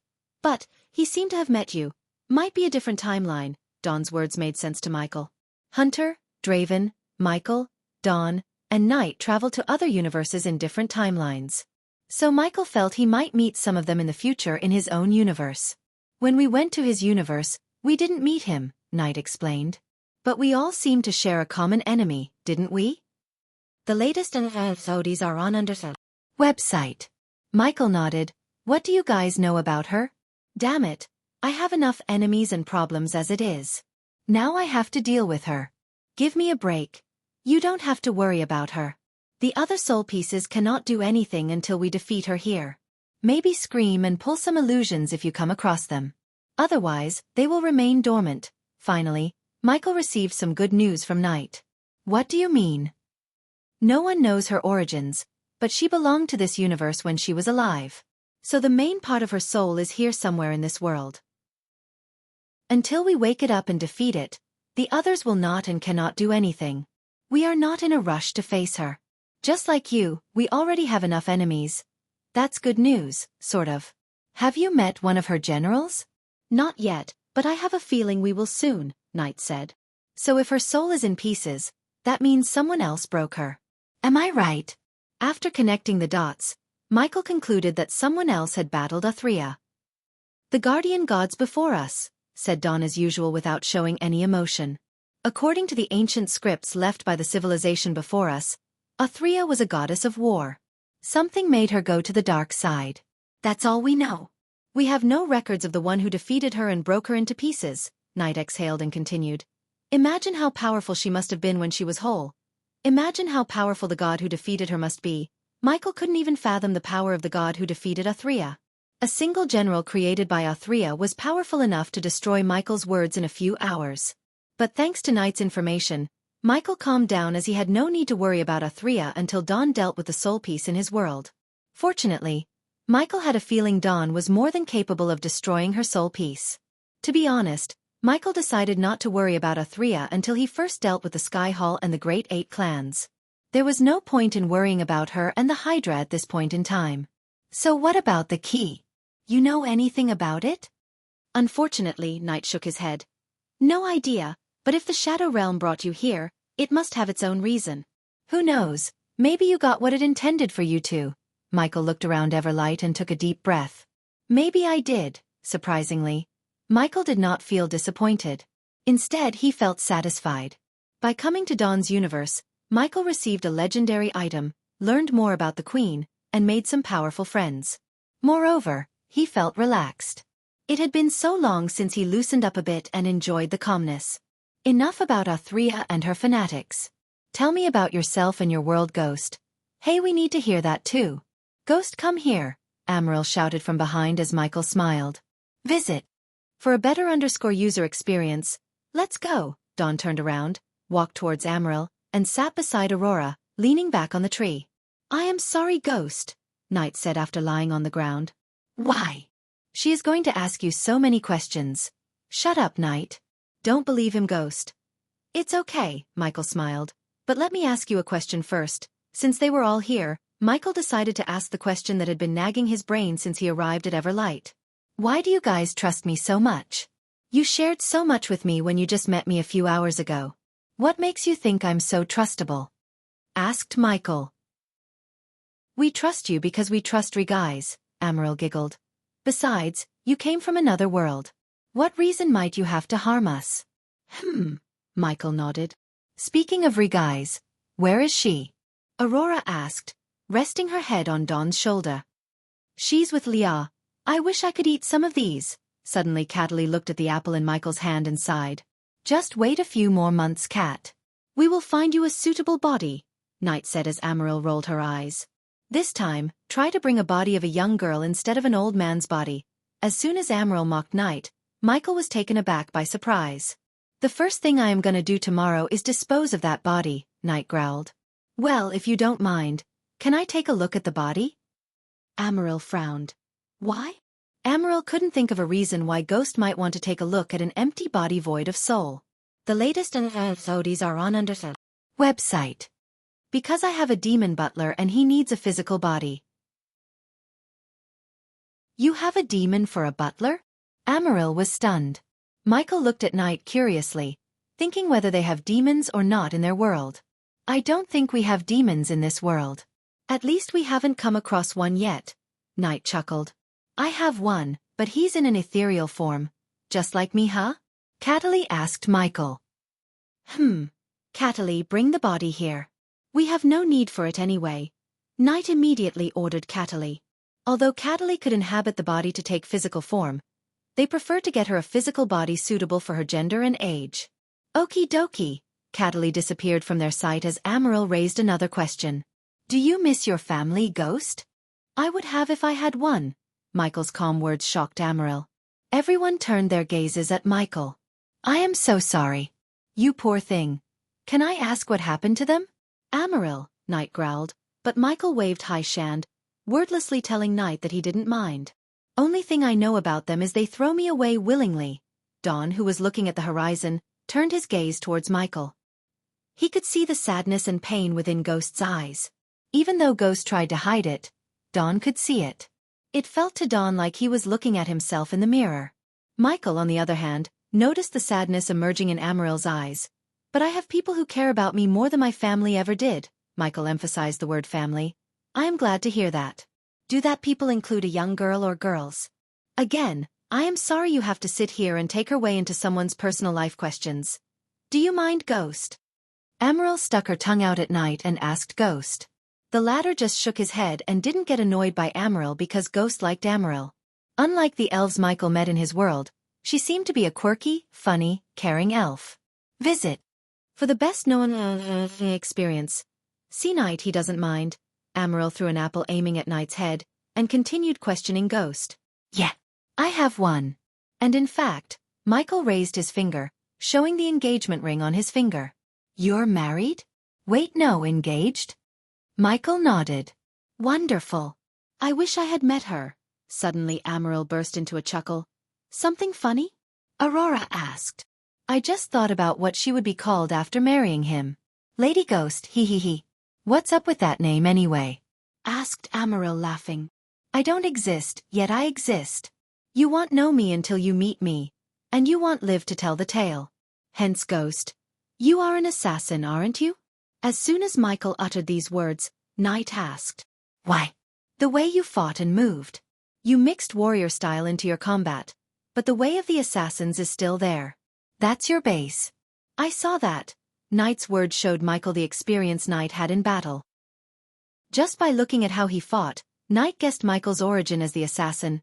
I am back. As they were talking, Cataly appeared again. Beside her, there was a glass casket with a body inside. Except for the lower body parts, which were covered by a white cloth, the rest was naked. The body belonged to a half-elf in his late teens. Maybe 29 or 28. His dark brown hair reached his shoulder. The body was tall and extremely muscular, but not like a bodybuilder. The body was several inches taller than Michael himself. System. Can I give this body to Azazel? Yes. But this body does not belong to the host's world. So the system would require 50,000 badass points to adjust the body to fit Azazel's soul. What about transportation? How do I bring the body from Don's universe to mine? The badass points weren't Michael's concern. Rather, he worried about how to take the body with him. Usually, anything that weighed more than 30 kilograms and cannot be lifted by a normal human being couldn't be put into the system storage or any space rings. Since the body does not have a soul, it's basically just a shell. The host can cut them into pieces and store them in the system storage. After reaching your universe, you can merge the parts together. Of course, the system would require 20,000 badass points to do so. No shit, Michael chuckled inside. He expected it because the system would do basically nothing without badass points. Finally, Michael heaved a sigh of relief and crossed one task off his to-do list. Recently, he felt like he had so many things to do. Visit. For a better user experience, he had to help Gaia take over her kingdom and take revenge on her family, find Gaia's mother, assassinate Tenulia, get rid of guardians and vampires, fight the 8 great clans, save sect leader Claire's mother, and reduce Thusia kingdom to ashes. These were just a few things on his list. At least with the body, he had one less thing to do. Michael stood up from the grassy ground and walked towards the glass casket. We brought it from an ancient ruin. It's really amazing how the body remained in this condition for thousands of years. He didn't seem like he died of old age. Neither there any cuts nor wounds in his body. After hearing Knight, Michael guessed it was either someone had created the body or sucked the soul out of it. Just like Michael did to Wilka's. It's only collecting dust in our storage. If you have a way to take it with you, feel free, Knight said. How is he going to do that? It's not a shield to put it inside a space ring, Amaryl questioned Knight. Unless his space ring works differently from ours, Aurora commented. Under their curious gazes, Michael placed his hand on the glass. Can you open it? Cataly nodded, waving her hand as the glass between them slowly vanished. What are you planning? Amaryl asked but quickly closed her mouth when she saw Ghost unsheathing his swords. When you have a big problem, cut it into smaller pieces, Michael calmly said before slashing the body with his two swords. He moved so quickly that Amaryl could only see a blur. When he stopped cutting, the body remained intact. At least for a few moments. Then, the body crumbled onto the ground, quickly disappearing from the ground. Problem solved. For a few moments, everyone was stunned. They couldn't help wondering how Ghost planned to piece together the body. Thank you for the body, Michael smiled, breaking the silence. Well, now I don't have to listen to the dwarves saying I should take the body. Cataly was pleased to see the body disappearing from the casket. Hence, she laughed happily. With a flick of his wrist, Michael took out a parchment from his space ring. Before I forget, take this. Michael gave the parchment to Knight. Visit. For a better user experience, this contains the procedure, ingredients, and the formula to create an antiserum for corroded blade and potion to wake anyone from their coma state. This is the least I can do for what you've done to me. Michael felt truly grateful towards them. They did not only give him a legendary shield, but they also gave a body to Azazel. Although it seemed like a normal body, Michael felt immense power from the body. If his gut feeling was right, the body would be worth millions. Moreover, the way they treated Michael earned them his respect and love. They treated him like one of their own and calmed his mind and soul, which helped Michael more than anyone would expect. At that time, Michael just wished he could travel to other universes more often, especially to Everlight. Unfortunately, he began to feel the sucking force. Dawn surprised Michael by looking at the sky. It seems like your time in this world is up. It's been some years since I felt this force. A gentle smile indicated sorrow and gloom on Knight's face. Dawn, can't you stop it? Amaryl grabbed Michael's hands tightly. Even if I can, I won't, Amaryl. He has to return to his own world, said Dawn as the others took a deep breath and prepared to send off Michael. If fate permits, we will meet again, Amaryl. Michael squeezed Amaryl's shoulder with a smile. Take this. Dawn took out a black card just like the one Hunter gave Michael from his space ring. I think you already know how this works, Knight said as Michael nodded. These two obviously had more secrets than they let him know. But, of course, Michael did not blame them as he had his own secrets too. As seconds passed, Michael felt the sucking force getting stronger and stronger. Finally, his feet almost started to rise from the ground. Remember, Ghost. Do not judge anyone before knowing the full story. Michael did not understand the reason behind Dawn's words. It was sudden and unexpected. But Michael had no time to ask Dawn regarding his words as he was pulled upwards by the suction force. I hope we meet again, Ghost, Knight waved with a smile, and so did Aurora and Amaryl. To Michael's surprise, Amaryl even shed some tears for him. Man, I wish I could stay for a couple of days here. While floating in the sky, Michael looked at the beauty of Everlight and sighed. Then the host should earn more badass points. The system almost sounded like it was yelling at Michael. Unfortunately, this is not the time for a vacation system. I still have so much to do. Michael sighed inside and waved back at them. The very next moment, the suction force pulled back Michael from Everlight. A split second before Everlight disappeared from his sight, Michael saw a ghostly figure of a dark figure with thousands of arms hovering over Everlight. The Queen, Michael mumbled as everything around him turned pitch black. Finally, his tour to other universes came to an end. Visit. For the best known experience, only one thing remained in the Shadow Realm: the key. That was Michael's last destination before returning to the southern continent. However, he had no idea of the surprise waiting for him at the end of his journey in Shadow Realm. Like gum from someone's mouth, the Shadow Realm spat out Michael. Bang! Michael hit the wall beside Sabrina with enough force to break his shoulder bone. Ghost! Sabrina was startled. One moment Ghost was with her, and the next, he came flying from the opposite side. She didn't fail to hear the sickening crunching sound from his shoulder. His entire right arm looked crooked, but soon, it started to mend itself to its normal state. What just happened? Sabrina whispered frantically, looking around for the monster. But luckily, she heard no footsteps. Michael's stomach growled as everything turned blurry. Arg! Michael gritted his teeth, enduring the pain of a broken shoulder. Thanks to the APD, The healing potion had already started to mend his arm. He grabbed the wall with his left hand and slowly picked himself from the ground. While Sabrina was looking at him bewildered, Michael took deep breaths. The monster. It's gone. Sabrina heaved a sigh of relief when she looked around the corner. Let's go. Michael didn't even take a rest but walked around the corner to continue their journey. He had a feeling the journey was coming to an end. What the hell was that? Sabrina asked Michael. There was definitely something happened in a split second, and she wanted an explanation. What do you mean what just happened? I just got hit by the monster, Michael lied. 1 second, I was with you, and the next, some invisible force threw me around like a rag doll. Michael stretched his back while lying to her. We should get the hell out of here before that monster comes, Michael exclaimed. He did not need to tell Sabrina that the monster was dead when they traveled to another universe. Although the people in his world believed in other realms and other worlds, they had no idea there were other universes out there. Even the Shadow Realm was a myth to them, let alone the other universes. Michael liked to keep it that way. The last thing Michael wanted was Noah to start investigating the Shadow Realm and the other universes. Sabrina believed Ghost because his words made sense. After coming out of Everlight, Michael did not speak much. Instead, his brain replayed Dawn's last words to him, and Michael tried to make sense of those words. What did he mean by that? Michael questioned himself. Luckily for Michael, Hunter cleaned up most of the skinless creatures in the Shadow Realm. Thus, they came across no creatures.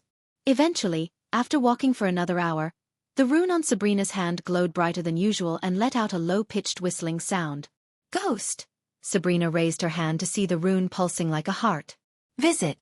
For a better user experience, I think we are close to the key, Michael said. Instead of moving forward, Michael quickly sent his drones into the 2 branching ways in front of them. However, the drones refused to enter the paths as though an invisible shield prevented them from flying through. What should we do? Sabrina asked. What else can we do? Michael raised her hand toward the path and noticed the rune glowing brighter when he pointed her hand towards the right path. Michael did not like walking on an unknown path. Even the system let him down, saying its level is too low to break the energy shield. It was definitely a risk, but Michael had no choice. According to what he learned in Etheria, the key might let the Queen open portals to other universes. Michael connected the dots and concluded that something was stopping the Queen from traveling to other universes. However, the key was something that could remedy the situation in her favor. If Michael could take the key for himself, he could stop a future threat successfully. What's stopping the Queen from getting the key? Michael asked himself. She definitely had minions roaming around the place. So if the key was here, she would have tried to take the key for herself. But something told Michael she didn't get the key yet. According to Hunter, he forgot what happened except killing the skinless creatures in the Shadow Realm. Michael even began to question whether the key was still here or not. Yet, despite everything, he was glad he came to the Shadow Realm. Otherwise, he couldn't have received the Ghost Shield, a physical body for Azazel, and met new people, including his fellow Earthman, Hunter Blade. While Michael was recalling his journey from the beginning from the island to getting out of Everlight, he felt the air suddenly get chillier. Ghost, Sabrina also sensed the change in the air. Both of them stopped to look around the place. As far as they could see, there was nothing but dark walls around them. Michael used his thermal vision to ensure no one was around them and saw nothing. Let's keep our guards up. Michael and Sabrina cautiously took steps forward, expecting trouble any second. The surroundings turned darker and gloomier than usual. The more they walked, the chiller the air became. At one point, Michael conjured his alchemy flames to keep their bodies warm. But because Michael was expecting trouble, he did not dare to fly and waste his arch energy. An hour later, the rune on Sabrina's light started to radiate a dim emerald green light. Again, they saw no branching ways but a dead end before them. There's no way, Sabrina whispered, standing close to Michael's alchemy flames. The key must be somewhere here. Michael once again looked around to find any clues or something out of place. Whoosh! Visit! For the best known experience, suddenly a strong gust of wind put out Michael's alchemy flames. But although they lost the green flames, Sabrina's rune glowed bright enough to light the gloomy place. What was that? Sabrina frantically looked around until she noticed a bloodstain on the ground several meters ahead. When she turned her head to inform Ghost, she noticed his gaze already locked onto the bloodstain. He slowly made his way towards the bloodstain. It's still warm, Michael squatted, touched the blood, and informed Sabrina. What does it mean? Sabrina clenched her sword tight while frantically looking around. She kept waving her hand as though her hand was a torchlight. I have a bad feeling about this, Michael said to himself, looking at the large blood stain on the ground. Michael was about to stand up when the place suddenly turned red, like it was lit with several crimson-red lights. Cring! Michael's neck hair stood up, sensing the sudden danger, but he was too late to react. Several belts made of energy coiled around Michael and prevented him from moving his arms. Michael squirmed against the belts only to fail. They were too strong. Even after using all his strength, he couldn't even move his arms an inch. At that time, several figures appeared out of thin air and surrounded them. Ghost! Sabrina tried to dash at Michael. Boom! A strong gust of wind blasted Sabrina to the wall behind her. She collapsed onto the wall and fell, coughing up blood. The sword in her hand slipped out due to the clash. Michael squirmed against the belts while trying to summon the system. Damn it, system! Don't go offline now! Michael screamed inside his mind, trying to summon the system. On the other hand, more and more cloaked figures appeared out of thin air and encircled Michael and Sabrina. The host doesn't have enough badass points to break the cursed chains. The system's words made Michael's heart skip a beat. Sabrina struggled to pick herself from the ground, and when she finally did, a cloaked figure grabbed her by her hair. She tried to fight, but the cloaked figure simply swatted the sword off her hand. Visit. For a better user experience, every single cloaked figure radiated the energy of a soul refiner, and the man who grabbed Sabrina was at the fusion stage level. The cloaked figure dragged her by the hair without mercy and threw her against the wall beside Michael. Michael counted 11 cloaked figures. One was at the fusion stage, and the rest were all at the soul refining stage. There was no way Michael could defeat them. Arg! Michael growled as he used every bit of strength in his body to break the strings around him. Even if he could break them, he didn't know how to escape the place. As he growled, a cloaked figure dashed at Michael and banged his head against the wall. Michael's forehead split open as the blood gushed out. As a result, his vision blurred. Not only the strings prevented Michael from moving his limbs, but they also stopped him from casting spells. In other words, the strings blocked the arch energy flow in his body, thus making him powerless. No matter how hard Michael squirmed, he simply couldn't break the strings. On the other hand, the cloaked figure that threw Sabrina against the wall repeatedly kicked her in the gut until she began coughing more blood. Michael was not in a better state as he got his head banged against the wall by the cloaked figure behind him. Nevertheless, the APD kept injecting him with healing potions into his bloodstream, which helped Michael from losing consciousness. Unfortunately, Sabrina had no APD. The dark cloaked figure kicked her until she stopped twitching. Leave! Leave her alone! Michael stuttered. Tricky little bugger. Michael heard the deep beastly voice coming from the dark figure at the fusion stage level. In a blink of an eye, the dark figure appeared before Michael and grabbed Michael's wrist. Michael growled in pain as the dark figure crushed his wrist, destroying the APD. Beg for your life. The figure ran his finger across Michael's bloody face. Why don't you remove these strings first? Michael snarled, showing no signs of fear in his eyes. Bloodsucker!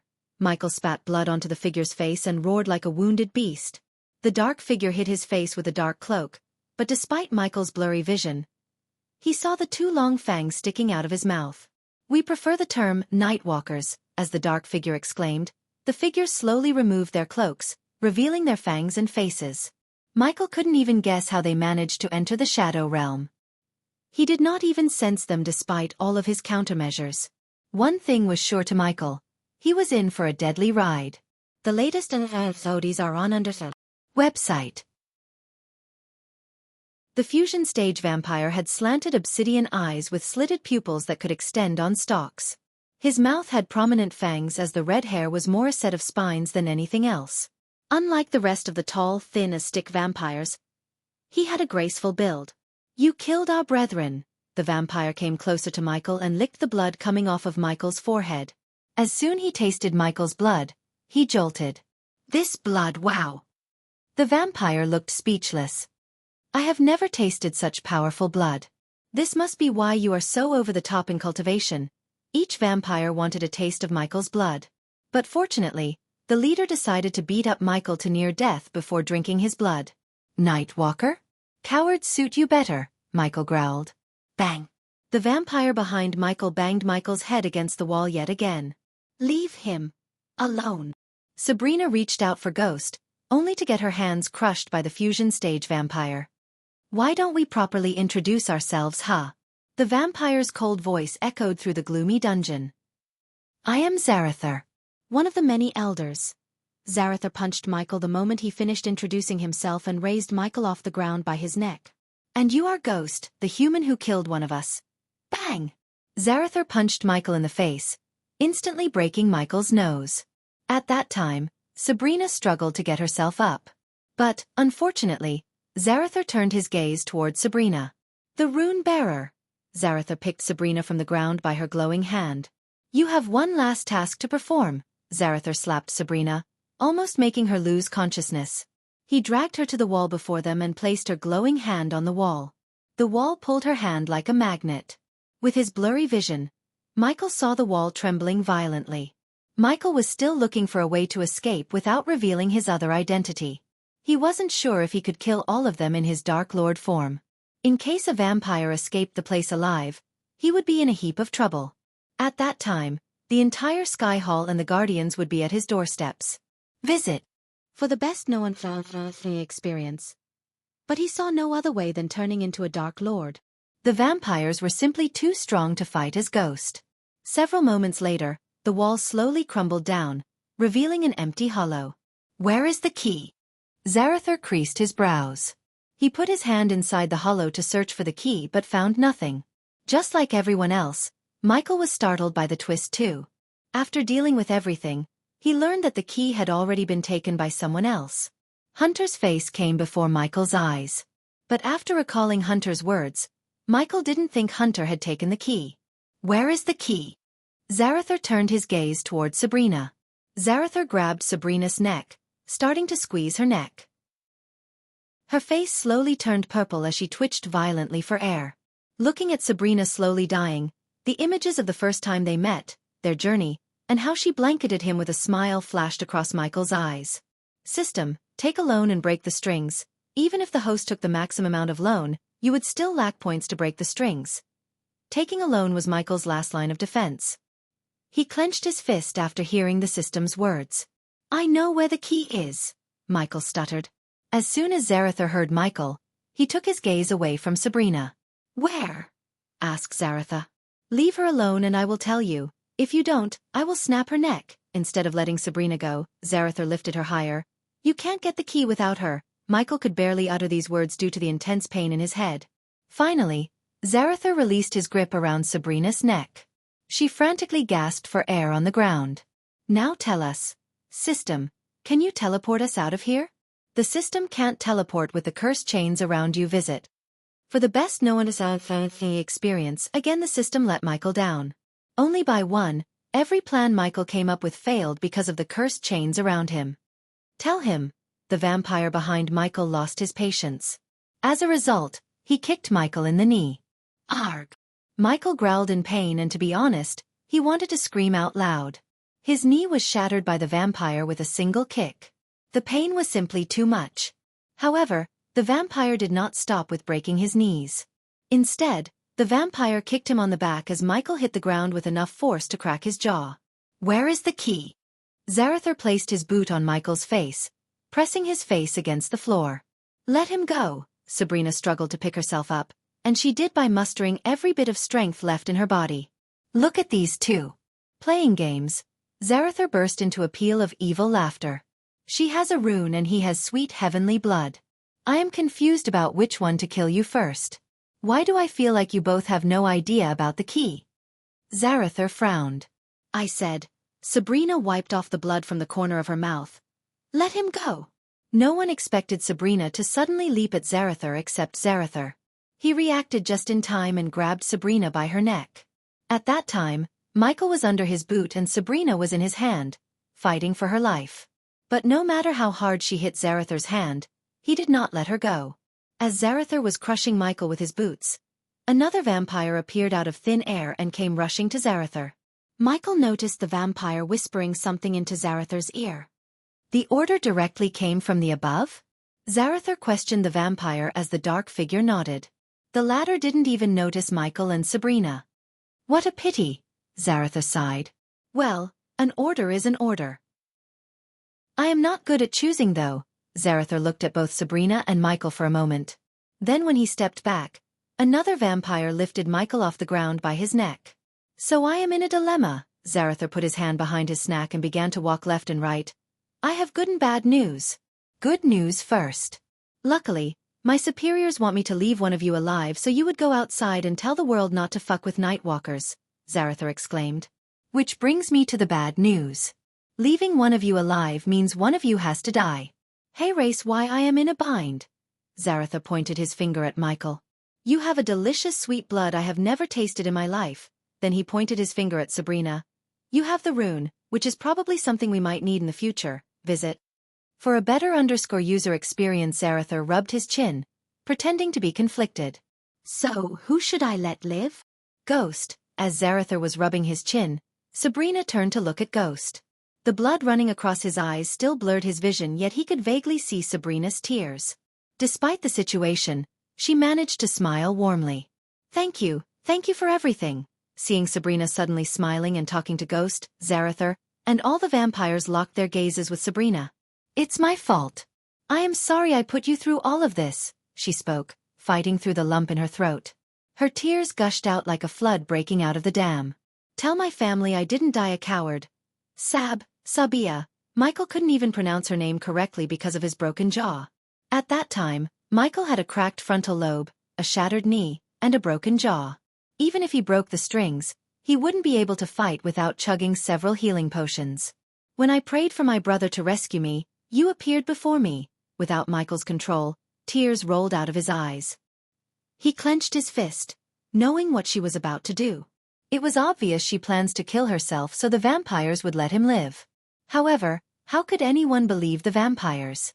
Michael had never felt so powerless like this ever before in his life.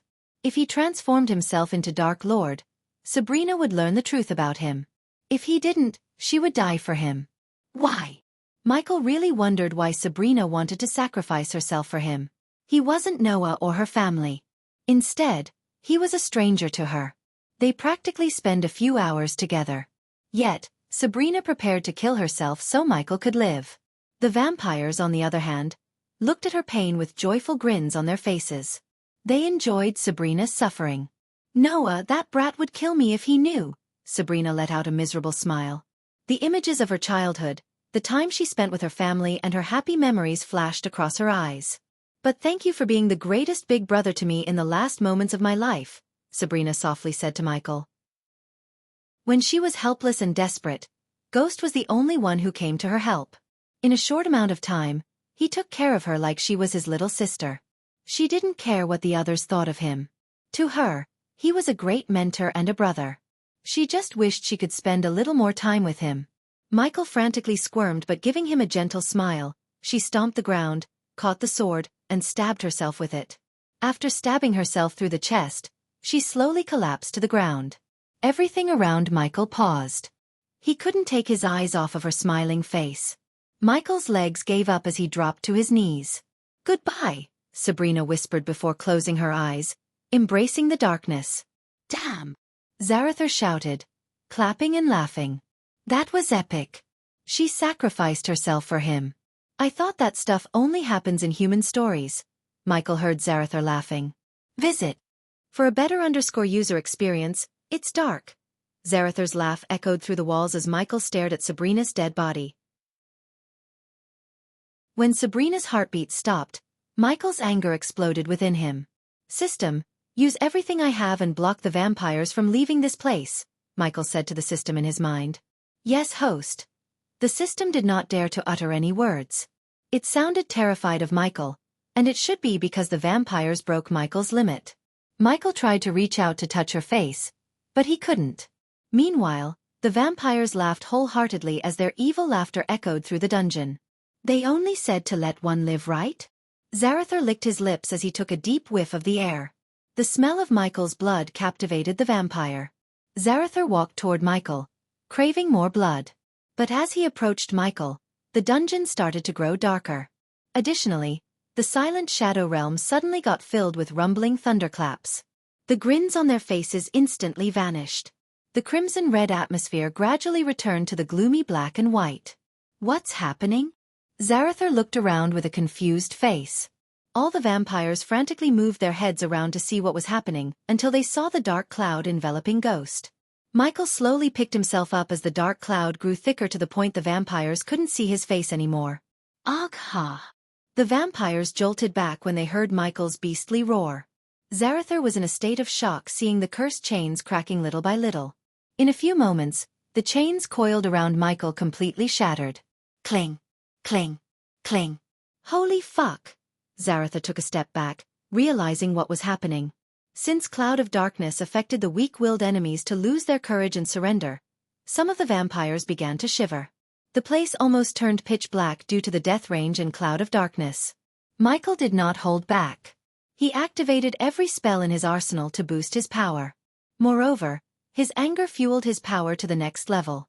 At that moment, his power was equal to a fusion stage level 2 cultivator. In other words, he and Zarathar were at the same level. Visit. For the best known experience. You're the Dark Lord, Zarathar mumbled. The vampire who arrived last tried to leave the place by teleporting away. They all arrived at the Shadow Realm using a teleporter. That was why Michael did not sense them or see them coming. However, Michael locked the place with the help of the system. It cost Michael 200,000 badass points, but he didn't give a damn. Michael dashed at the vampire several meters behind Zarathar. Shit! The vampire's heart skipped a beat. The vampire tried to reach for the dagger hanging on his waist, but Michael punched the vampire in the chest. Pulch! The vampires were startled as Michael's hand came out of the vampire's back. Since Michael enveloped himself with the dark fire, the vampire's armor did not protect him. Ding! Congratulations to the host for killing a vampire. The reward is 300,000 experience points and 5,000 badass points. Michael crushed the beating heart of the vampire with his bare hand. The gruesome sight affected already terrified vampires. Before the vampires could react, Michael dashed at another vampire. Bang! Michael headbutted the vampire, distorting the vampire. Then, Michael pulled out the vampire's throat with his bare hands. However, that did not kill the vampire. Holding his throat, the vampire growled as Michael grabbed the vampire by his head and burned his head with the dark flames. Ding! Congratulations to the host for killing a vampire. The reward is 300,000 experience points and 6,000 badass points. Congratulations to the host for leveling up. The current level is the Soul Refining Stage level 7. After leveling up, Michael's power skyrocketed as more and more vampires began to be affected by the Cloud of Darkness. However, some of them snapped out of their shock and dashed at Michael, casting various speed spells. Michael just cast the Ring of Fire to create the dark flame ring around him to burn the vampires.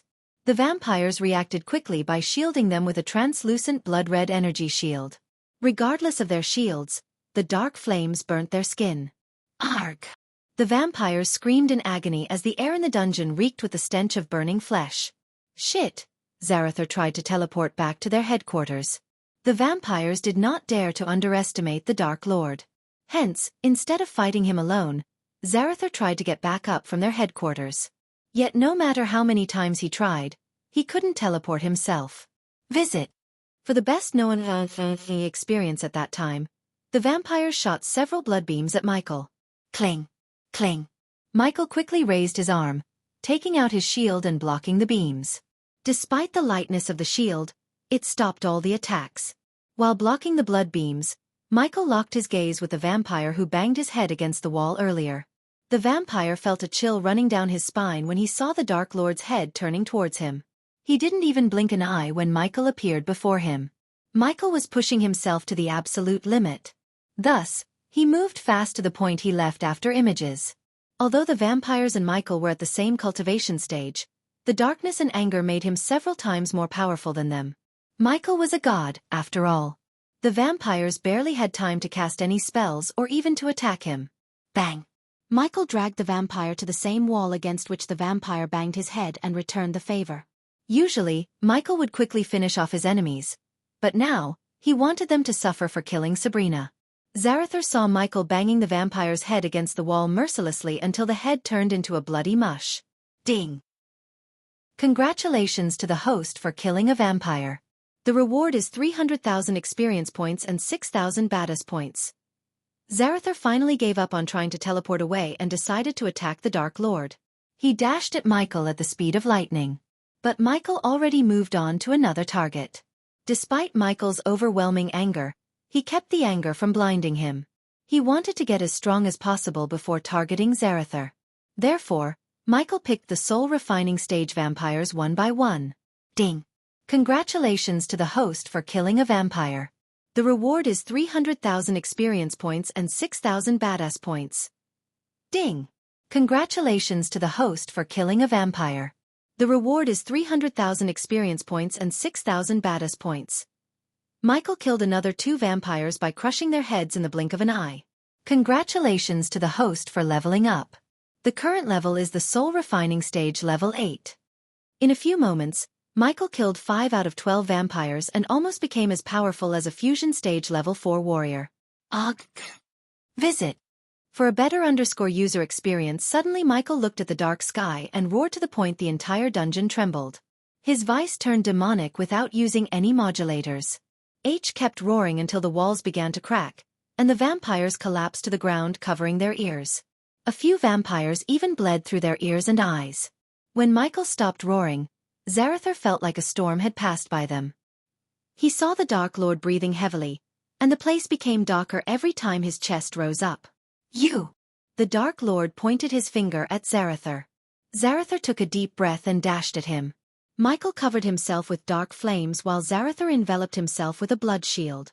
When the two of them clashed, the shock wave sent the vampires flying onto the walls.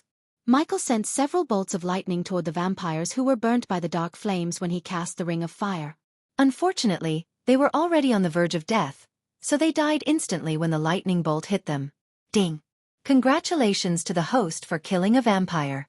The reward is 300,000 experience points and 6,000 badass points. Ding! Congratulations to the host for killing a vampire. The reward is 300,000 experience points and 6,000 badass points. Congratulations to the host for leveling up. The current level is the Soul Refining Stage level 9. If the current stage was not enough, Michael consumed several berserker pills to boost his strength. Instead of using the swords, Michael took out the Doombringer and swung at Zarather as fast as he could. The latter was caught off guard as he didn't expect Dark Lord to fight using a warhammer. Zarather quickly waved his hand as a blood stream materialized in front of him, saving him from the warhammer. However, he didn't see Dark Lord disappearing from his sight once again. Bang! Michael brought the Doombringer on a vampire's head. Zarather dashed at Michael to stop him from killing more of his brethren. Yet, Michael had already killed another 2 by crushing their heads with the Doombringer. Ding! Congratulations to the host for killing a vampire. The reward is 300,000 experience points and 6,000 badass points. Ding! Congratulations to the host for killing a vampire. The reward is 300,000 experience points and 6,000 badass points. Congratulations to the host for leveling up. The current level is the Soul Refining Stage level 10. Only 3 vampires remained in the dungeon at that time, including Zarather. No one would have suffered as you will, Michael growled at Zarather and raised his hands as the remaining 2 vampires began to rise from the ground. They slowly floated toward Michael while Zarather closed his eyes, summoning a large red chakra made of blood. Go! Zarather fired the chakra at Michael as Michael sent a powerful gust of wind mixed with darkness to halt the chakra in mid-air. The momentary halt gave Michael enough time to kill the remaining 2 vampires. He first burnt them using the dark flames to prevent them from casting any spells. Then, he hit their heads with the Doombringer, using every bit of his strength. Visit. For a better user experience. Ding! Congratulations to the host for killing a vampire. The reward is 300,000 experience points and 8,000 badass points. Ding! Congratulations to the host for killing a vampire. The reward is 300,000 experience points and 20,000 badass points. Congratulations to the host for reaching the next stage, the Fusion Stage. After killing every single vampire except Zarather, Michael had finally reached the Fusion Stage to become the youngest cultivator to reach the Fusion Stage. No one in the entire world achieved such a humongous feat. Not even Layla or Victoria, the princess of Thusia. By reaching the fusion stage at a young age, Michael sealed the chance to become an immortal in the future. However, nothing was in his mind at that moment except killing Zarathar and making him pay for what he did to Sabrina. To be honest, Michael had never felt such anger ever before in his life. Not even when Spectre and his students killed everyone in Michael's orphanage back on Earth. When he sensed Sabrina's heartbeat stops, his anger exploded within him. Zarathar may have stood a chance against the Dark Lord when Michael was at the soul refining stage. Now, he was like a lamb waiting to be slaughtered in front of Michael. Michael released all the fear toxins stored in the microtubes within his armor as the fear toxins slowly entered Zarathar's bloodstream. In addition, Michael used everything to boost his strength. The Dark Lord, Zarathar mumbled under his breath as fear slowly clasped his heart. You just sealed the fate of your kind, Michael threatened Zarathar. Instead of dashing at Zarathar using his lightning dash spell, Michael slowly stepped toward him. Blood Beam. Rage Chakra. Life Sucker. Zarathar cast spell after spell to stop and kill Michael, but Michael deflected the spells using the Ghost Shield and Responsive Shield. Of course, some of the spells hit Michael and made him bleed, but he was too furious to feel any pain. As the Dark Lord approached Zarathar, the latter stopped casting spells that would take too much time to cast and began to cast quick spells. At that time, Michael was bombarded with arrows made of blood shooting out of Zarathar's arms.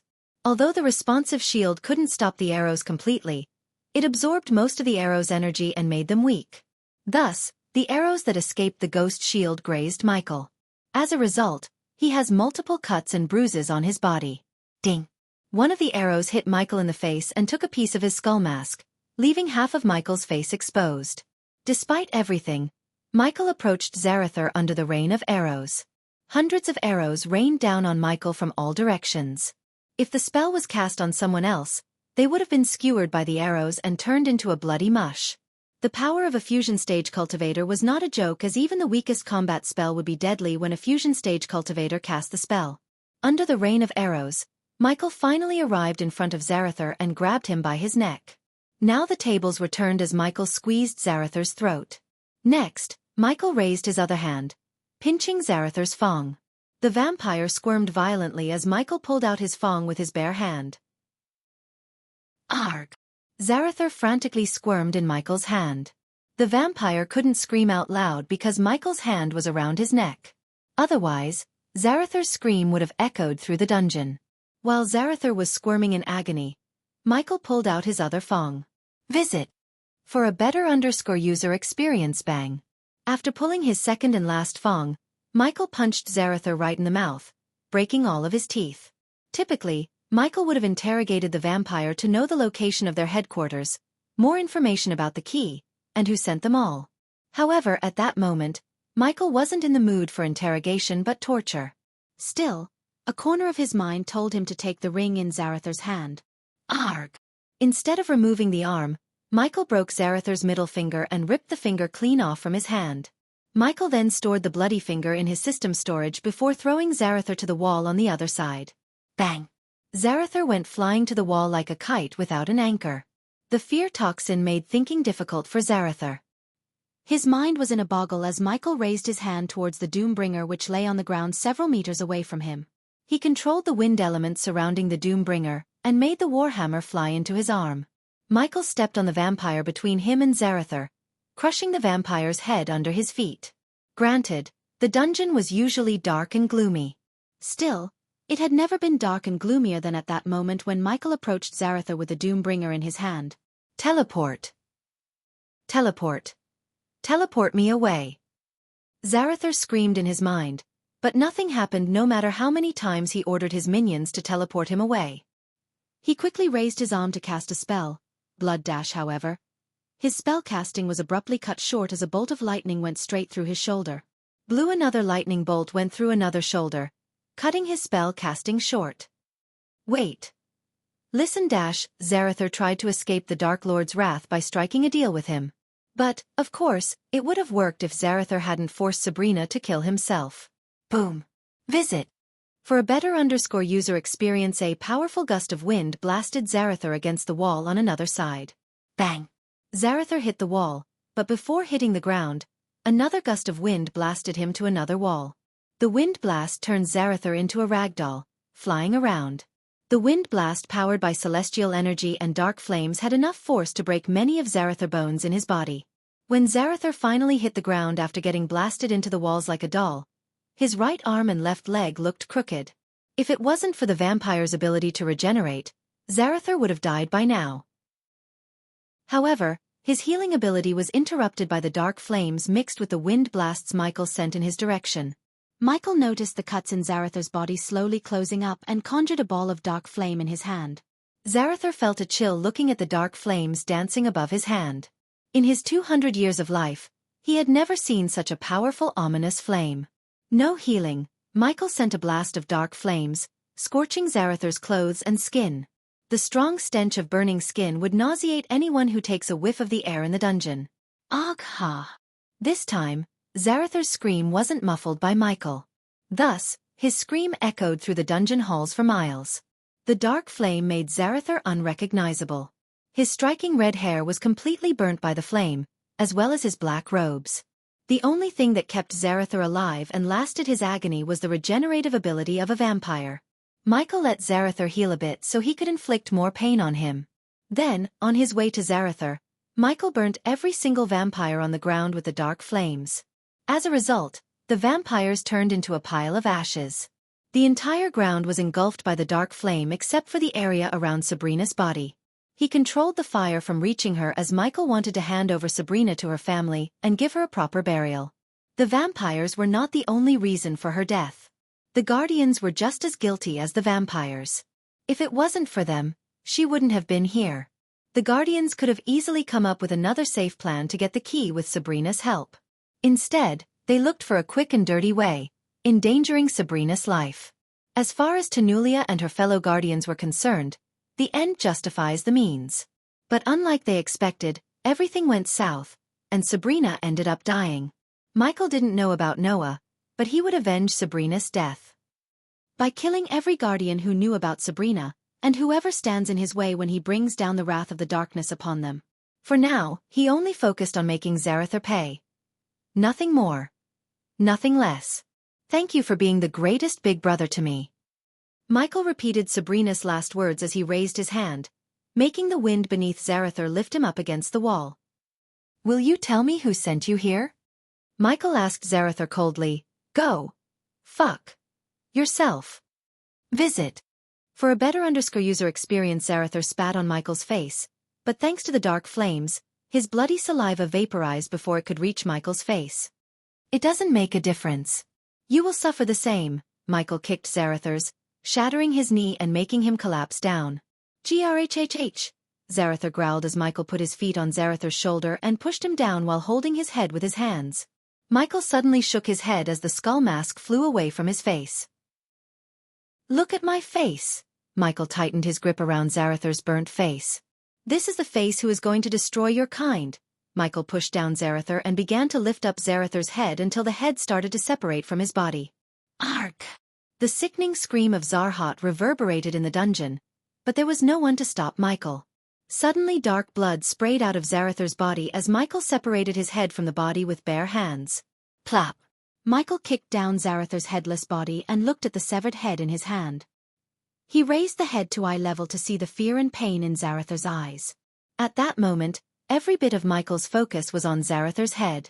The world around him just paused in his perspective. That was the reason Michael failed to notice the slight disturbance in the air behind him. Ghost! Michael heard a familiar voice from behind as his body froze for a moment. But instead of dashing away or trying to disappear from the place, Michael slowly turned around because he knew it was too late to do anything. When he turned around with Zarather's head in his hands, he saw Sabrina standing before him. Her white robes were drenched in blood, and the sword was still sticking through her chest. Due to the blood loss, she looked pale, but she was alive as Michael could hear her heartbeat. Visit. For the best no-one experience, You're the Dark Lord. You're the Dark Lord.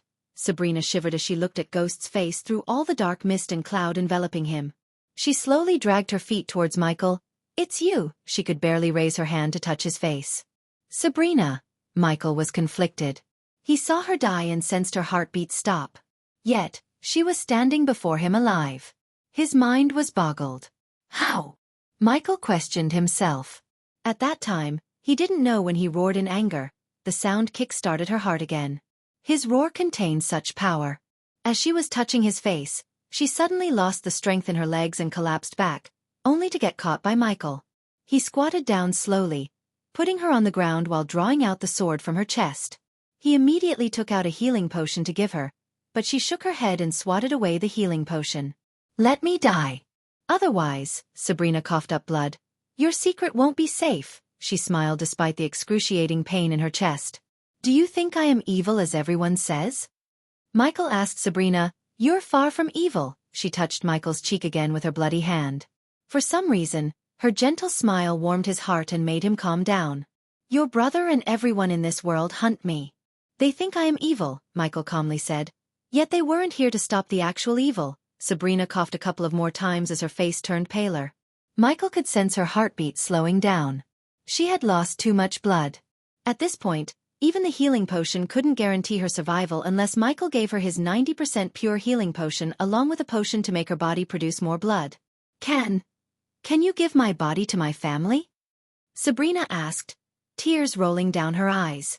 Don't tell them what happened to me. Father and mother must not know about anything.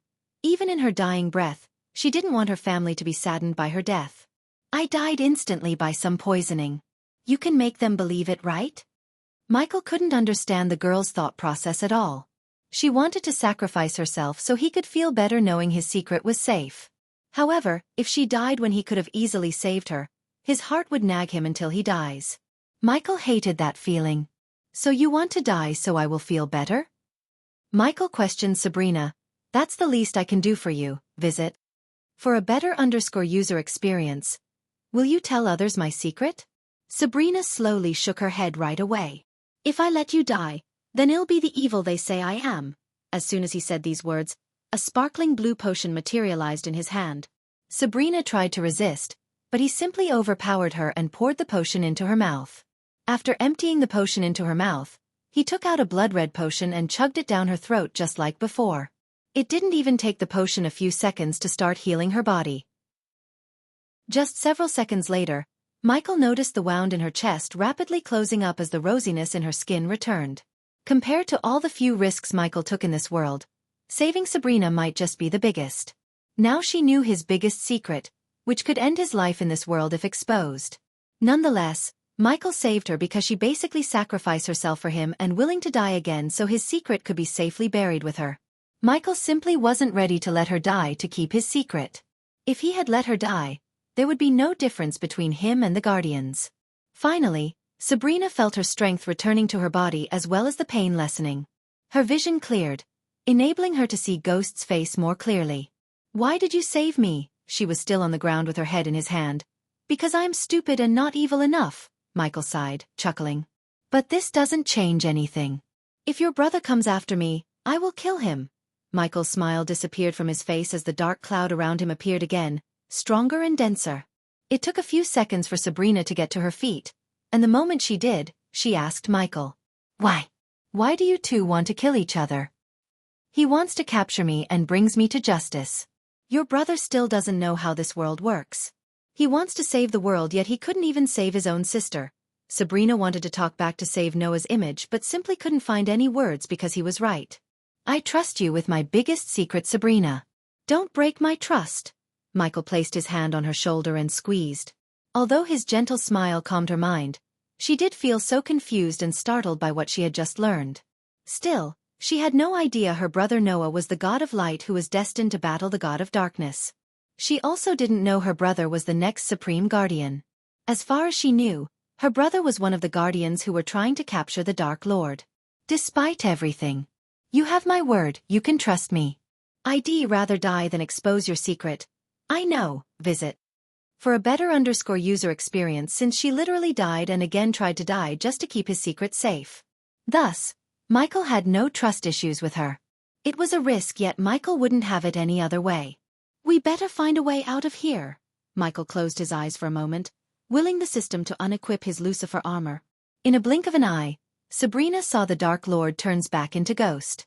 She felt speechless when she looked around the place and noticed the piles of ashes lying around. There was not a single vampire who lived to tell the tale. While Sabrina was in shock, Michael went to the hollow in the hall to inspect the wall. The key. Where did you go? Michael ran his hand all over the hollow yet found nothing. Who took you? Sabrina, Michi, quickly had a thought as he called Sabrina to him. When she arrived by his side, he took her hand and placed it inside the hollow.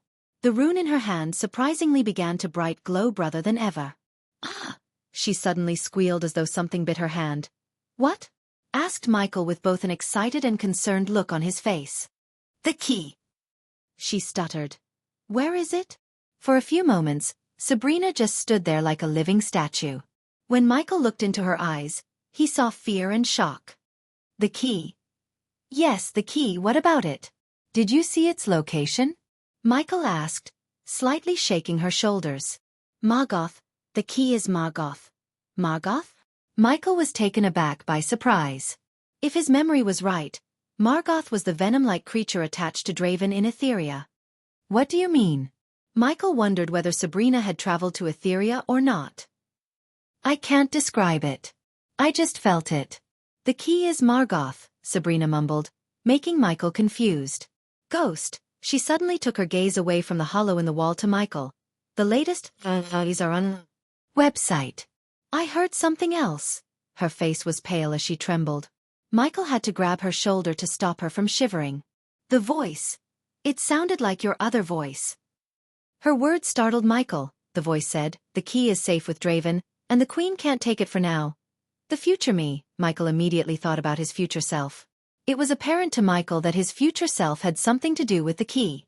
If his instincts were right, the Dark Lord from the future sent the key to Etheria to keep it safe from the Queen. However, he couldn't grasp the concept of Margoth. How could Margoth be the key? That question riddled Michael's mind non-stop. I assume we can't get the key then, Michael sighed. Although he was disappointed, Sabrina's words calmed his mind down. At least the Queen wouldn't be able to get the key for now. Still, Michael wanted to make sure the key stays safe forever out of the Queen's grasp. He had enough enemies to deal with, and the last thing he wanted was another powerful being like Etheria to come after him. Fortunately, Dawn reassured Michael he would take care of her in his universe. Draven would keep the key safe in Etheria. The only unpredictable thing about the key was not the Queen but Hunter. Michael had no idea what was Hunter's plan. He literally killed Etheria's soul and tried to absorb her. He was crazy and powerful as far as Michael could see. At least for now, Michael didn't have to worry about the key. Finally, his journey throughout the dungeon came to an end. The one last thing that remained for him to do was to find a way out of the place. Let's look around the place. We still haven't figured out a way to get out of here. You know anything about the voices and this thing called Margoth? Sabrina suddenly questioned Michael, only to see him shake his head. Being the Dark Lord doesn't mean I know everything. Since Michael was an expert liar, Sabrina couldn't help believing him. But can you at least snap us out of her with your god powers? I can't, but I think the way out of the Shadow Realm is here somewhere, Michael said as he looked around the empty place again. He used every type of vision, including the thermal vision, to see any weird heat signatures. While he was looking around, Sabrina concentrated on the glowing rune in her hand. Maybe the way out is with me, Sabrina mumbled. Michael then saw Sabrina raise her hand towards the sky with her eyes closed. He wondered what she was trying to do, but surprisingly, he sensed the space around them distorting as though she was activating a teleportation portal. Visit. For a better user experience, the brightness of the rune on her hand suddenly soared through the roof as its golden light lit the entire gloomy dungeon with its radiance. Under the warm light, Michael felt his body being lifted above. Soon afterward, the both of them just vanished into thin air. The teleportation array in the Shadow Realm teleported the two of them back to the island entrance. Since time was not a concept in the Shadow Realm, nothing had changed on the island. The dead bodies of the vampires littered the sandy shore while the ship danced with the wind on the blue sea. Not even a second passed here, Michael said after looking at the dead bodies. The blood on the sandy shore was just as warm as he left. Sabrina took a deep breath, calming her mind and soul. She had gone through so many things over the last couple of weeks. Now she wanted nothing more than a good sleep on her own bed. However, the fact that Ghost was the Dark Lord and Noah might come across him worried her. She witnessed the Dark Lord in action and truly feared for Noah's life. I can teleport you outside the void line. From there, you can fly to Kethan. Michael quickly bought a teleportation scroll from the system and threw it at Sabrina. What will you do? Sabrina, this is where we will depart, Michael said, instead of answering her question. If I were you, I'd tell everything Guardians, and the vampires did to you to your brother and sister. The far your brother is from the Guardians, the better for him. What about you? Will you tell him if you get the chance? Asked Sabrina bewilderedly. Make no mistake, Sabrina. As long as your brother is a Guardian and coming after me, he'll be my foe. I don't usually show mercy to my foes. However, I always had a soft spot for you, Winston's. That's why I am giving you a chance to let your brother know the true face of the Guardians. Sabrina trembled hearing his cold tone as he continued. Your brother is being used by the Guardians. Now you have a chance to show him the true colors of the Guardians. I will tell him everything except the truth about you, Michael nodded, appreciating Sabrina's conviction to keep his secret safe. Will we meet any time sooner? When Michael started to descend into the air, she asked him. Although they were inside the void line, Sabrina wasn't surprised to see him using arch energy. At this point, nothing about him could surprise her. Michael, however, did not give her an answer but just smiled. The next moment, he turned himself into a lightning bolt and disappeared from the island, leaving Sabrina behind. She started at the trail of golden light he left behind until he completely disappeared from her sight. Only then did she take a deep breath and tear the scroll, activating it. After finally leaving the island, Michael flew towards Gisel. He could teleport to reach Gisel instantly, but Michael chose to fly because he wanted to calm his mind and soul. Flying alone always enabled him to think clearly. Although Sabrina learned his secret, he couldn't get himself to kill her. While flying towards Gisel, Michael flicked his wrist as a vial of blood appeared in his hand. The vial contained Sabrina's blood. His hand literally shivered to hold the vial. If his instincts were proven correct, it would shake him to the core and change his world upside down. With everything in his mind, Michael continued to fly toward Gisel. Almost after 4 hours, when the sun reached the center of the sky, Michael finally saw the kingdom of Gisel on the horizon. My lord! He was about to use the runic teleportation to reach Caius' mansion when he heard Azazel's voice in his head. Azazel! Michael stopped in his pace by Azazel's voice. My lord, you should come to the dark forest as soon as possible. What happened? Michael creased his brows, turning around. Please teleport here, my lord. The latest are on an website. Before Michael could question him more, the connection got interrupted. Realizing something was wrong, Michael immediately activated the runic teleportation to reach the dark forest. Back in the dark forest, Azazel was standing in Michael's room alone. He gawked around, waiting for Michael to appear.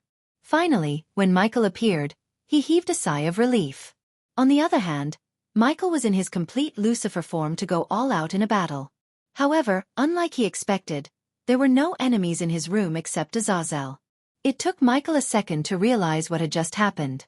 But it was too late as he got hit by something soft and fluffy in a blink of an eye. Surprise Mickey! Michael was on the ground, and Gaia was on top of him with the brightest smile on her face. Gaia! Michael was startled by Gaia's surprise appearance. She ripped off his mask and showered him with kisses. In return, Michael hugged her and stood up, holding her tight. Since Azazel had done his job by bringing Michael to the dark forest, he quickly left the room, leaving Michael and Gaia alone. Gaia just pushed him to the bed and locked her lip with his like a hungry kitten. I missed you so much. After parting her lips from his, she panted and said. I missed you too. The smile on Gaia's face instantly vanished as she creased her brows. Something happened? With a single look at his face, Gaia knew something was bothering him. Tell me what happened. Michael knew there was no point in changing the subject or lying to her. Thus, he took a deep breath and began narrating everything that had happened since he met Sabrina on the island. Surritsingly after listening to Michael, Gaia gently patted him on the back. It's okay.